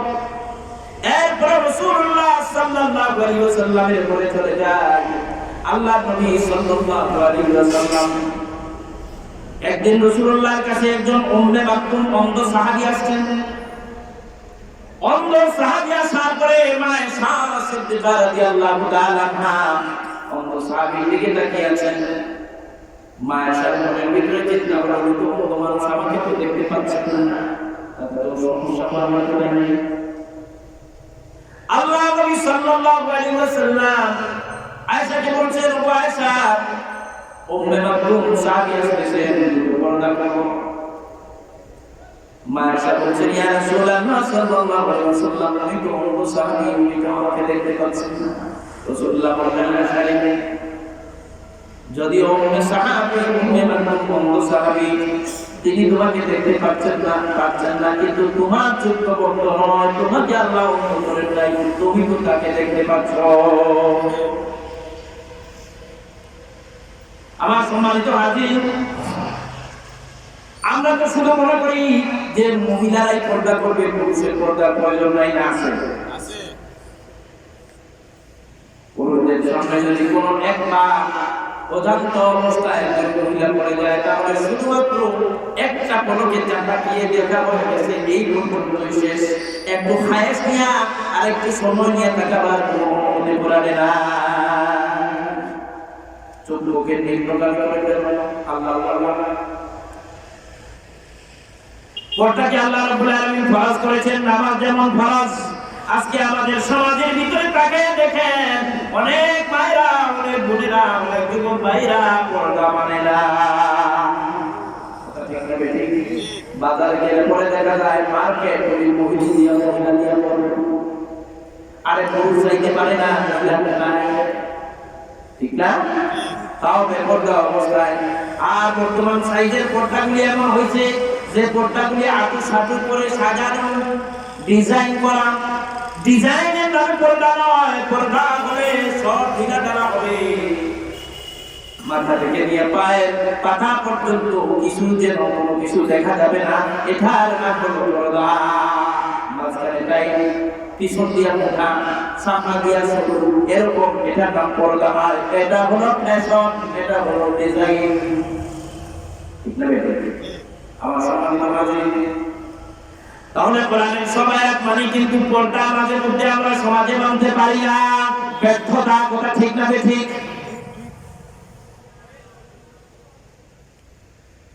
এই যে বেশি যাওয়ার প্রয়োজন নাই, এই যে মাত্র ৩-৪টা বিষয়গুলি দেখালাম, এই বিষয়গুলি কি বাস্তবিক আমরা জীবন জিন্দেগি অনুসরণ করতে পেরেছি, মানতে পেরেছি? মানতে পারি ব্যর্থতা এই জায়গায়। এই কারণেই এই ব্যর্থতার কারণে আজকে আমরা এত নির্যাতিত অবস্থায় আছি। অথচ আমরা দাবি করি আমরা আল্লাহর গোলাম, ঈমানদার, আল্লাহর জান্নাতে যাওয়ার দাবি করি। ঠিক না বেটি? আল্লাহ রাব্বুল আলামিন বলেন, কিতাব সমূহের প্রতি যারা ঈমান বিশ্বাস করবে তার মানে হলো কোরআনের সব আয়াতগুলি মানতে হবে, কোনটাকেই তুচ্ছ করে দেখার কোনো বিষয় নাই। আফাতুমিনুনা বিবাদিল কিতাবি ওয়া তাকফুরুনা বিবাদ। কোরআনের কিছু আয়াত মানবা আর কিছু অস্বীকার করবা, তা দ্বারা পূর্ণাঙ্গ ঈমানদার হওয়া যাবে না। এজন্য আমরা বলতে আগেই বলছি, আল্লাহ রাব্বুল আলামিন বলেছেন, ইয়া আইয়ুহাল্লাযীনা আমানু দুখুলু ফিস-সিলমি কাফা, পরিপূর্ণভাবে পূর্ণাঙ্গভাবে ইসলামের মধ্যে দাখিল করুন, প্রবেশ করুন। আয়ে ছোটে আয় ও মুসলমান, আয়ে ছোটে আয় ও মুসলমান, বসে থেকো না, পরিপূর্ণভাবে ইসলামে প্রবেশ করো না, পরিপূর্ণভাবে ইসলামে প্রবেশ করো না। ইসলাম হলো সবার সেরা পবিত্র ধর্ম, মুসলিম হয়ে কেন তোমরা বুঝো না তার মর্ম। ইসলাম হলো সবার সেরা পবিত্র ধর্ম, মুসলিম হয়ে কেন তোমরা বুঝো না তার মর্ম। চলছে দেশে নারী নেতৃত্ব, তাই কি দেখো না, পরিপূর্ণভাবে ইসলামে প্রবেশ করো না, পরিপূর্ণভাবে ইসলামে প্রবেশ করো না। আয়ে ছুটে আয় ও মুসলমান, আয়ে ছুটে আয় ও মুসলমান, বসে থেকো না, পরিপূর্ণভাবে ইসলামে প্রবেশ করো না। আমার সামনে আল্লাহ সুবহানাহু ওয়া তাআলার কিতাব সমূহের প্রতি বিশ্বাস রাখা লাগবে, ওয়া কুতুবিহি ওয়া রাসূলিহি, সমস্ত নবীদের প্রতি, সমস্ত পয়গম্বরদের প্রতি, সমস্ত রাসূলগণের প্রতি বিশ্বাস রাখা লাগবে। কি লাগবে? ওয়াল ইয়াউমিল আখির, আখিরাত দিবস আছে।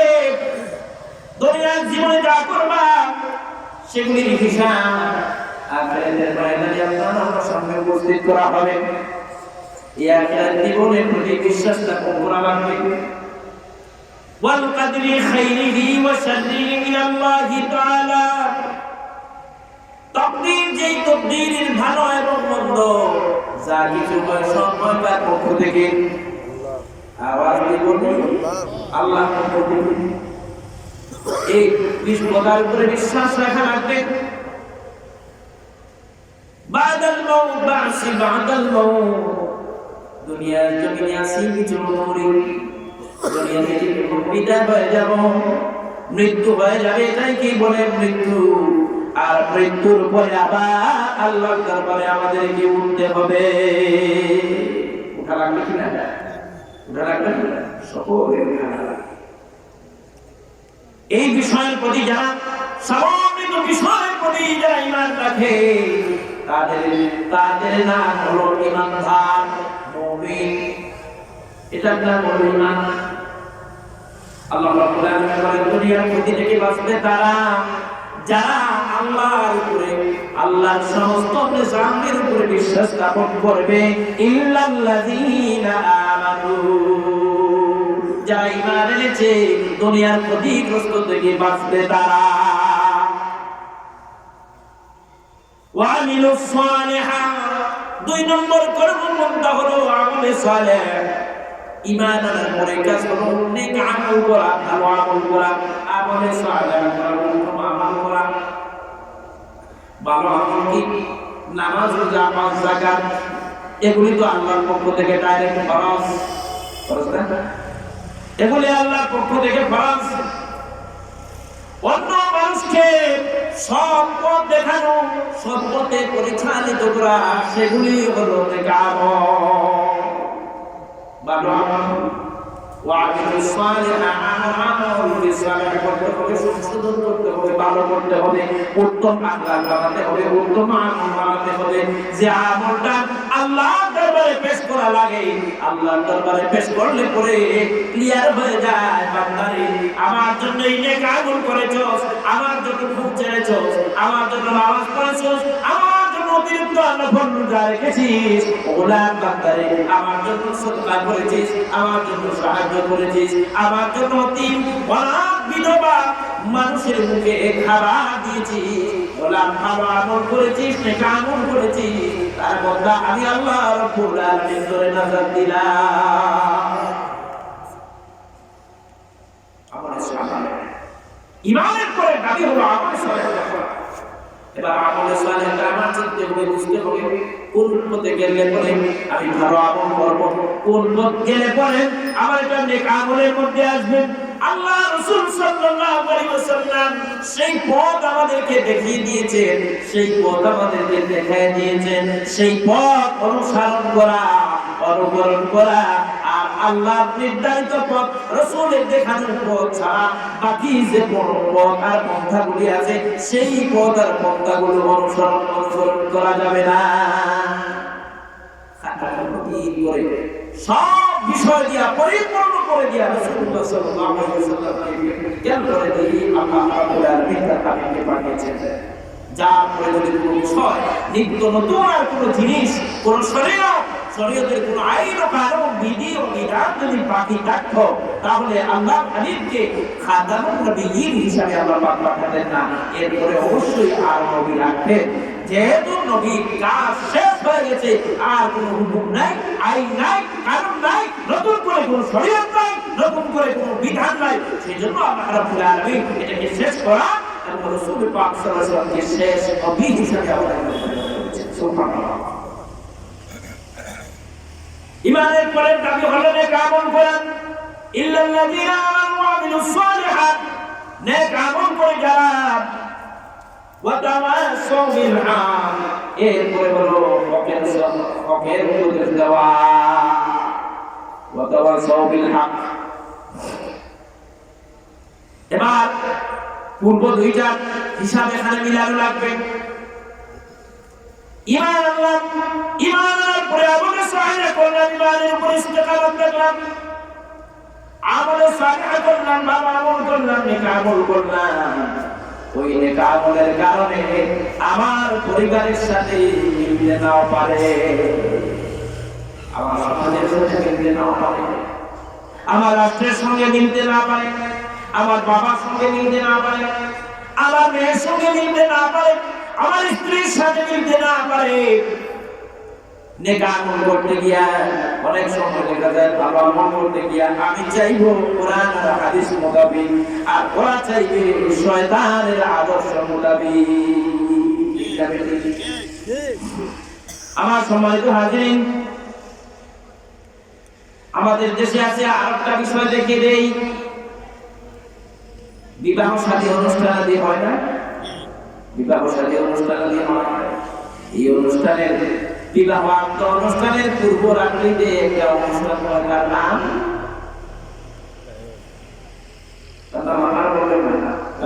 আপনারাই বলছেন, আপনারাই বলবেন গায়ে।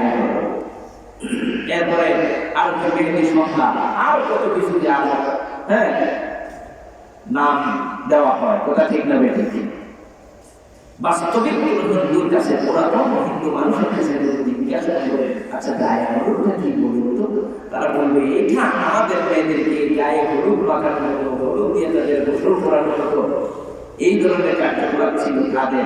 আর ওইটা আমরা ভাড়া করে মুসলমানরা টাকা দিয়া, পয়সা দিয়া, বাহবা করে, আনন্দ করে, ফুর্তি করে, টিভি দিয়া, সিনেমা দিয়া, এরপরে কত কিছু ডিস ইত্যাদি দিয়া, তবলা বাজাইয়া, হারমোনি বাজাইয়া, আর 14 বার বাড়ির আশেপাশে ময় মুরব্বী, যুবক, এরপরে অর্ধলঙ্গ, পুরোলা উলঙ্গ, এই ধরনের মানুষ দিয়া নাচা গানা করাইয়া এই অনুষ্ঠানটি খুব ঝাঁকজমক করিয়াছি না করা হয় কিনা?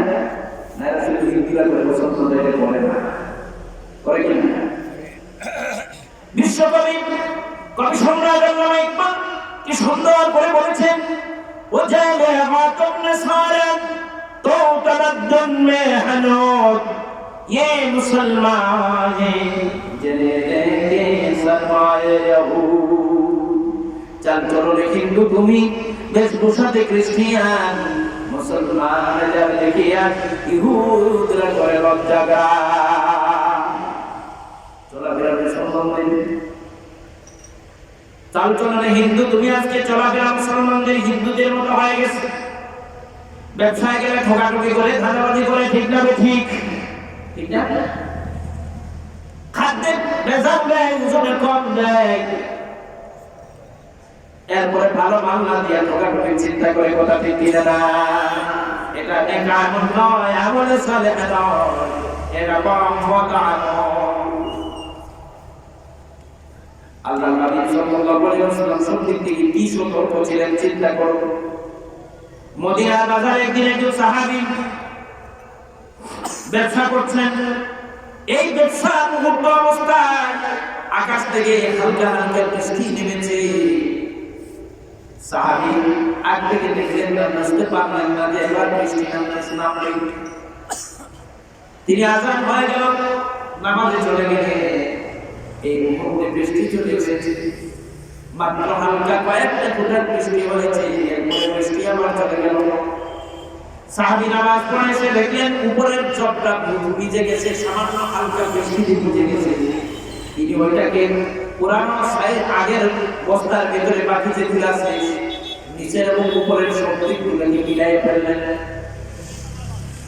উপরেরটা ভিজা নিচের তো শুকনো না এবার দুটো যখন বিল হয়ে গেল বিল হয়ে যাওয়ার পরে ভিজার কারণে ওজন বাড়লো না কমলো বাড়বে আল্লাহর হাবিব সাল্লাল্লাহু আলাইহি ওয়াসাল্লাম রাসূলুল্লাহ যখন বাজার ফিরলেন ভিজা বাজার ফেরার পরে ঘটনাক্রমে এই ব্যক্তির বস্তার মধ্যে হাত দিয়ে দেখা যায় বাজার শুকনো হয়ে গেল রাসূলুল্লাহ বললেন সাহাবী কি চালাকি করতে চাও এই যে ভেজা মালগুলি দিয়া মানুষকে ঠকাও এটা তোমার জন্য সম্পূর্ণ হারাম হয়ে যাবে আল্লাহু আকবার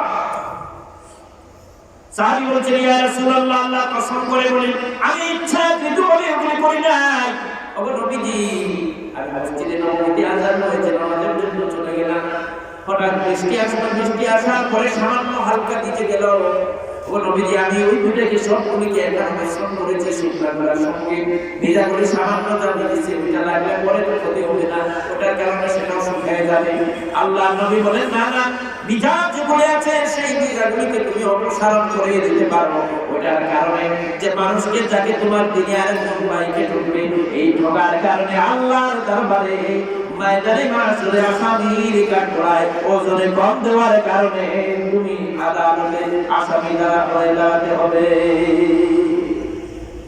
চিন্তা করছেন আর আমাদের ব্যবসা অবস্থা খুব ভালো সামনে অসুবিধা দেয় ওটা ঠিক না এই যে রমজান মাস আছে এই যে রমজান মুবারক আসছে এর আগ থেকে আস্তে আস্তে দাম বেদুতে দাসে বাড়তেছে ওটা ঠিক না লাগামহীন ভাবে ঘোড়ার মতো এমনিতেই দৌড়াচ্ছে আর অপর দিক থেকে লাগাম খানার জন্য কর্তৃপক্ষরা সরকার পক্ষরা চিন্তা করছে যে আমরা সিদ্ধান্ত নিয়েছি আর বাড়বে না ওনারা ঘোষণা দেওয়ার আগেই ফেলে গেছে আর বাড়বেই বাকি আর না বাড়বেই বাকি ওটা ঠিক না ঠিক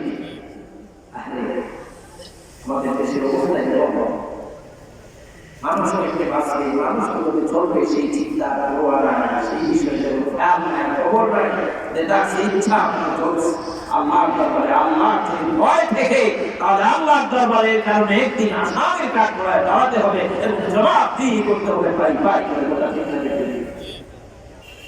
এই জন্য এক রাখা বলা দুই নম্বর কাজ হচ্ছে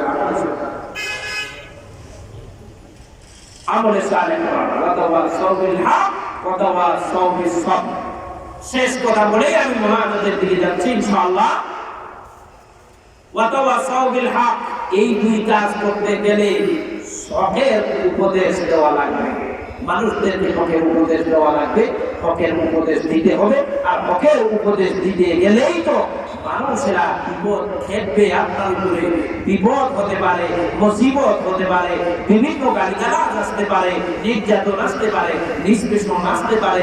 এই নির্যাতন নিষ্পেষণে সবার করার জন্য আল্লাহ রাব্বুল আলামিন পরের আয়াত ঘোষণা করছেন ওয়াদাওয়াসাউ বিসসাবর, এবং ধৈর্য ধারণ করো, সবর করো, সবর ইখতিয়ার করো। বিপদ আসবে, কোরআনের কথা বলতে, রাসূলের কথা বলতে গিয়ে, ইসলামের কথা বলতে গেলে বিপদ আসবে, মুসিবত আসবে, হকের দাওয়াত দিতে গেলে বিপদ আসবে, মুসিবত আসবে। এর উপরেও তোমাকে ধৈর্য ধারণ করতে হবে এবং সবরের উপদেশ দিতে হবে। এটার নাম হলো এই চার কাজ যদি আমরা করতে পারি, আল্লাহ রাব্বুল আলামিন বলেন দুনিয়ার কাসারাত থেকে বাঁচতে পারবে, নতুবা বাঁচার কোনো পথ আমাদের কাছে নাই। আমার সম্মানিত হাজিরিন, আসুন আমরা সবাই মিলে যেন এই আগামী রমজানের প্রস্তুতি নেই, যাতে করে আমরা আমাদের নিজেকে মুত্তাকি হিসাবে গঠন করতে পারি। আল্লাহ সুবহানাহু ওয়া তাআলা কি সুন্দর করে এমন একটা পরিবেশ করে দিয়েছেন, যে পরিবেশটা হলো যে শয়তানকে রমজানুল মুবারকে আল্লাহ রাব্বুল আলামিন জেলের ভিতরে ঢুকাই দেন। সুবহানাল্লাহ। বান্দা যাতে নেককার হতে পারে, ভালো কাজ করতে পারে, শয়তানের খপ্পরে না পড়ে, ওয়াসওয়াসায় না পড়ে, এজন্য আল্লাহ রাব্বুল আলামিন শয়তানকে জেলখানার ভিতরে আবদ্ধ করে দেন।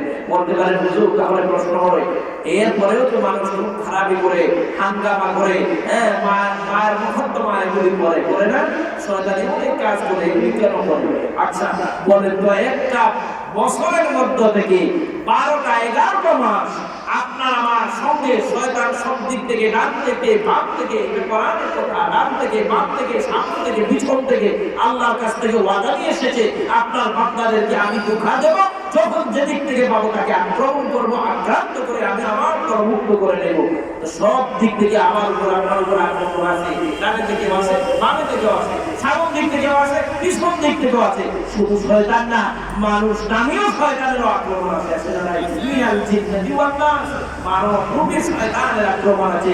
সব আক্রমণ থেকে, আক্রমণের মধ্যে আমি যখন বুদ্ধবার ছিলাম, এই যে 11টা মাস অন্তত পক্ষে আমার উপর, আপনার উপর, আমার প্রতিবেশী ভাইয়ের উপর, বন্ধুর উপর কিছুটা আসর হয় নাই, প্রভাব পড়েছে। তো এই প্রভাবের কারণে 11 মাসের সেই প্রভাবের খেলায় 1 মাসে দেখা যায় শয়তানের সেই কাজটা ছাড়তে পারে না, সেই অভ্যাসের রূপান্তরিত হয়েছে, অভ্যাস হয়েছে, সেই অভ্যাসের কারণে এটা কাজ শুরু করে দেয়। আল্লাহ সুবহানাহু ওয়া তাআলা বান্দাদেরকে মুত্তাকি বানাবার জন্য, পরহেজগার বানাবার জন্য যে আয়াত দিয়ে আল্লাহ রাব্বুল আলামিন বলেছেন, কুতিবা আলাইকুমুস সিয়াম কামা কুতিবা আলাল লাযীনা মিন ক্বাবলিকুম লাআল্লাকুম তাত্তাকুন। এই বান্দারা, তোমার উপর রোজা ফরজ করা হয়েছে, তোমাদের উপর যেমন করে তোমাদের পূর্ববর্তীদের উপরে রোজা ফরজ করা হয়েছিল, লাআল্লাকুম তাত্তাকুন, যাতে করে মুত্তাকি হতে পারো, পরহেজগার হতে পারো, তাকওয়াবান হতে পারো। আল্লাহ রাব্বুল আলামিন তাকওয়াবান হওয়ার জন্য আমাদেরকে সুন্দর একটা ট্রেনিং এর মাস দিয়েছেন।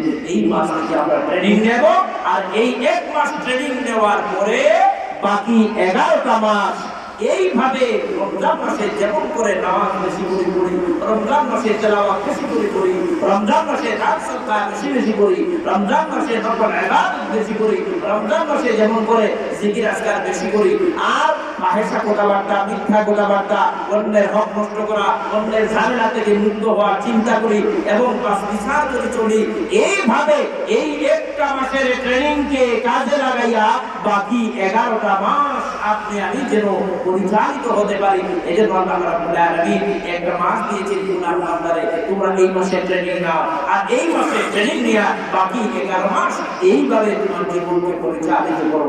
আল্লাহ রাব্বুল আলামিন আমাদেরকে মুত্তাকি বানাবার জন্য সেই মাসের প্রস্তুতি গ্রহণ করি, যাতে করে আমরা মুত্তাকি হতে পারি। আর আল্লাহ সাল্লাল্লাহু আলাইহি ওয়াসাল্লাম বলেছেন, যে রমজান মাস পেয়েছে এরপরেও যারা কি করতে পারলো না, তাকওয়া অর্জন করতে পারলো না, পরহেজগারি অর্জন করতে পারলো না, গুনাহ থেকে পরিমাপ পেতে পারলো না, এর চাইতে কমবক, এর চাইতে কপাল পোড়া, এর চাইতে অতদরিদ্র গুনাহগার আর কেউ হতে পারে না। আসুন রমজানুল মুবারকে আমরা বেশি বেশি করি, যেন আমাদের নিজের আমলকে আল্লাহর দরবারে সঁপে দিতে পারি। সমবেত নিজেকে আল্লাহর কাছে যেন আমরা সবসময় দোয়া করি রব্বুল আলামিন আমাদেরকে এই শয়তানের আক্রমণ থেকে যেভাবে এই মাসে পরিচালিত করছো বাকি 11টা মাস যেন আমার অবস্থাকে আমার খাসিয়তকে আমার নফসকে পরিচালিত করো তোমার কুদরত দিয়া তোমার রহমত দিয়া তোমার রহমত দ্বারা যেন আমাকে পরিচালিত করো আমরা যেন সেই পথে পরিচালিত হতে পারি আর সর্বোপরি দোয়া কবুলের কাজ হলো হালাল খাবার যদি খাবার হালাল হয় তাহলে যত হালাল হবে তত নেক আমল আল্লাহর কাছে গ্রহণযোগ্য হবে দোয়াও আল্লাহর কাছে কবুল হবে এজন্য রমজানের আরেকটা তাকাজা হলো যে হালাল খাবার দিয়া ইফতার করা এবং হালাল খাবার দিয়া সেহরি খাওয়া আল্লাহ রাব্বুল আলামিন আমাদেরকে তৌফিক দান করুন আমি অনেক কথা আপনাদের সামনে বলেছি আল্লাহ রাব্বুল আলামিন এই কথার মধ্যে অসংখ্য ঘন্টাদের ঘন্টা কথা বলার পরে হাত দিয়ে দুই একটা কথা তো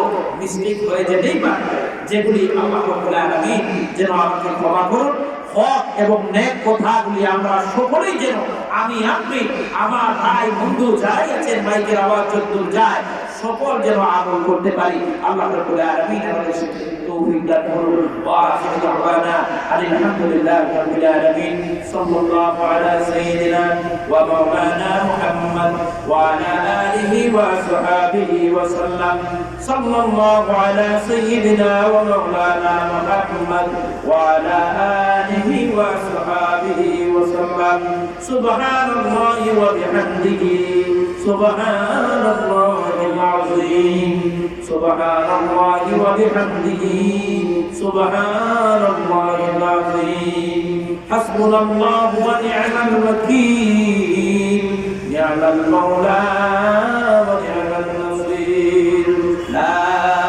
ইলাহা ইল্লাল্লাহ মুহাম্মাদুর রাসূলুল্লাহ লা ইলাহা ইল্লাল্লাহ মুহাম্মাদুর রাসূলুল্লাহ আশহাদু আন লা ইলাহা ইল্লাল্লাহু ওয়াহদাহু লা শারীকা লাহু ওয়া আশহাদু আন্না মুহাম্মাদান আবদুহু ওয়া রাসূলুহু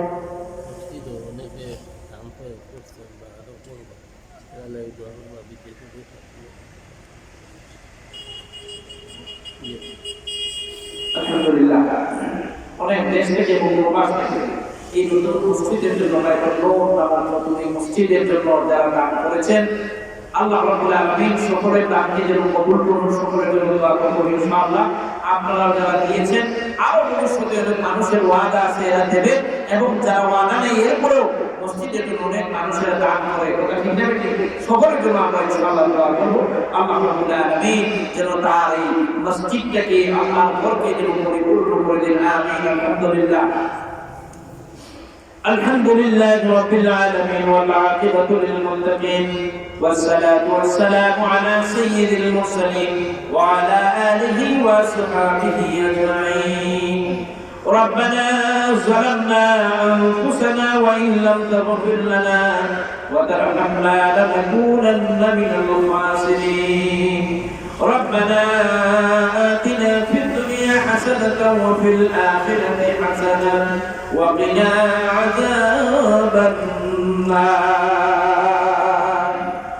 يا أرحم الراحمين يا أرحم الراحمين يا أرحم الراحمين يا أول الأولين ويا آخر الآخرين يا رحيم المساكين يا ذا القوة المتين يا الله رب العالمين بيت النور জামিউল বাইতুল নূর মসজিদে আজকে দারসুল কোরআন মাহফিলের সমাপনী অধিবেশন আল্লাহ তাআলা কোরআন থেকে কিছু কথা এবং তোমার রাসূলের জীবন আদর্শ থেকে কিছু কথা উপস্থাপন করেছে সকাল থেকে দুপুর থেকে নিয়ে পর্যন্ত যা আলোচনা হয়েছে আল্লাহ এই আলোচনাকে তুমি কবুল আর মঞ্জুর করে নাও রব্বুল আলামিন যারা আলোচনা শুনেছি করেছি সকলের উপরে এই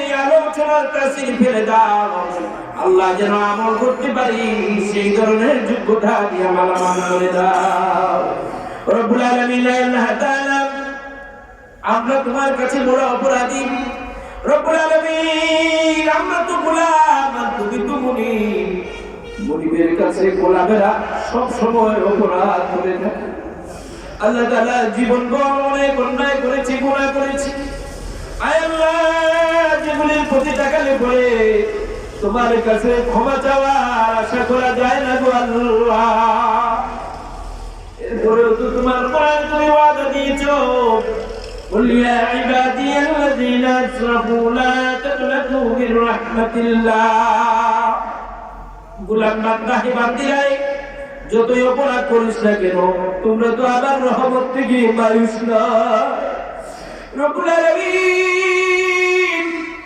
গুনাহগাররা হাত বাড়িয়েছি গুনার বোঝা মাথায় নিয়ে আল্লাহ রহিম আর রহমানের দরবারে ভিক্ষুকের মতো ভিখারির মতো সাইলের মতো হাত বাড়ালা মেহেরবানি করে আমাদের तमाम জিন্দেগির গুনাহ খাতা মাফ করে দাও রব্বুল আলামিন আল্লাহ তাআলা জীবন যতটুকু বাকি আছে বাকি সময়টুকু জীবনটুকু তোমার মর্জি মতো আয় আল্লাহ চলার তৌফিক দিয়ে দাও রব্বুল আলামিন আগামী রমজানুল মুবারকে হক ভাবে সহি সালিম ভাবে হক আদায় করে রোজা করে রাখার তৌফিক দিয়ে দিও আয় আল্লাহ রমজান পর্যন্ত আমাদের হায়াতকে বৃদ্ধি করে দাও আয় আল্লাহ শাবানের যে বাকি দিন আছে সেই দিনে তামাম ফয়জের বরকত দিয়ে মালামাল করে দাও রব্বুল আলামিন এই মসজিদের জন্য যারা মন খুলে দিয়েছেন আয় আল্লাহ বাইরে থেকে দেশের থেকে যে যেভাবে সহযোগিতা করেছেন আয় আল্লাহ সহযোগিতা থেকে পর্যন্ত তুমি সকলের দানকে তুমি কবুল করো আয় আল্লাহ এর বিনিময়ে রব্বুল আলামিন তাদের দুনিয়া আখিরাতকে উজালা করে দাও আল্লাহ এদের মুর্তেকানদের মাফ করে দাও জিন্দাদের নেক হায়াত দিয়ে আমাল করে দাও সব ধরনের বালা মুসিবত থেকে তুমি আল্লাহ তাদের হেফাজত করে দাও রব্বুল আলামিন আল্লাহ তাআলা আমরা বড় অপরাধ করে তোমার দরবারে হাজির হয়েছি মানুষের কাছে চাইলে নারাজ হয় তুমি মাওলার কাছে আমরা চাই তুমি তো আমাদের উপরে খুশি হয়ে যাও রব্বুল আলামিন এবার মিশে অনেকে বসে আছি বাবা না অনেকে আছি মা নাই আল্লাহ অনেকে আছে বাবাও নাই মাও নাই জানি না অন্ধকার কবরে মা বাবার কেমন অবস্থা আমাদেরকে লালন পালন করার জন্য আল্লাহ কত না কষ্ট করেছে আজ তাদের কোনো সাহায্য করতে পারলাম রব্বুল আলামিন কেবল তোমার দরবারে ভিখারির মতো হাত বাড়িয়ে এই বাবার জন্য দোয়া করি আমাদের আম্মা আব্বাকে মাফ করে দাও আল্লাহ তাআলা মা বাবার কবরগুলি জান্নাতের টুকরা বানিয়ে দাও রব্বি রহমহুমা কামা রব্বায়ানি সগীরা রব্বি রহমহুমা কামা রব্বায়ানি সগীরা রব্বুল আলামিন যাদের মা আছেন বাবা আছেন হায়াত দারাজ করো সুস্থ রাখো ভালো রাখো নেক আমল করার তৌফিক দিয়ে দাও আয় আল্লাহ তাআলা রব্বুল আলামিন আমাদের যে সন্তানগুলি যাদের দিয়েছো আয় আল্লাহ এদেরকে দিনদারি দিয়ে মালামাল করে দাও রব্বুল আলামিন আমাদের প্রিয় জন্মভূমি বাংলাদেশের উপর তোমার খাস রহমতের নজর দাও আয় আল্লাহ দিনের হাওয়াকে চালু করে দাও বিশ্বময় ইসলামের শানকে তুমি উঁচু বানায় দাও আর দুশমনদের তামাম ষড়যন্ত্র থেকে সকলকে হেফাজত করো রব্বুল আলামিন যেদিন আমরা দুনিয়ায় থাকবো না মাওলা এই সময় আমাদের জন্য এইভাবে নেককে ইয়াদ করে দেওয়ালা কিছু জামাত বাকি রেখে দিও আল্লাহ আল্লাহ তাআলা এর মধ্যের পক্ষ থেকে অসংখ্য দুরূদের সালাম মদিনা তৈয়বায় আমাদের নাম ধরে ধরে পৌঁছে দাও আল্লাহ আপনার হাবিবের রহমত বারাক আমাদের উপর রাজি আর খুশি বানায়া দাও রব্বুল আলামিন আল্লাহ তাআলা এই এলাকার নতুন পুরাতন তামাম জমির মধ্যে গানদের তুমি মাফ করে দাও আল্লাহ তুমি আমাদের উপরে রাজি আর খুশি হয়ে যাও अब जाते हैं फलक पर रहम लाने के लिए बादलों को जाने दो अब जाने के लिए रहम कर अपने आइन करम को भूल जा हम तुझे भूले नहीं मगर तू न हमको भूल जा वजअल आखिर कलामिना عند الموت لا إله إلا الله محمد رسول الله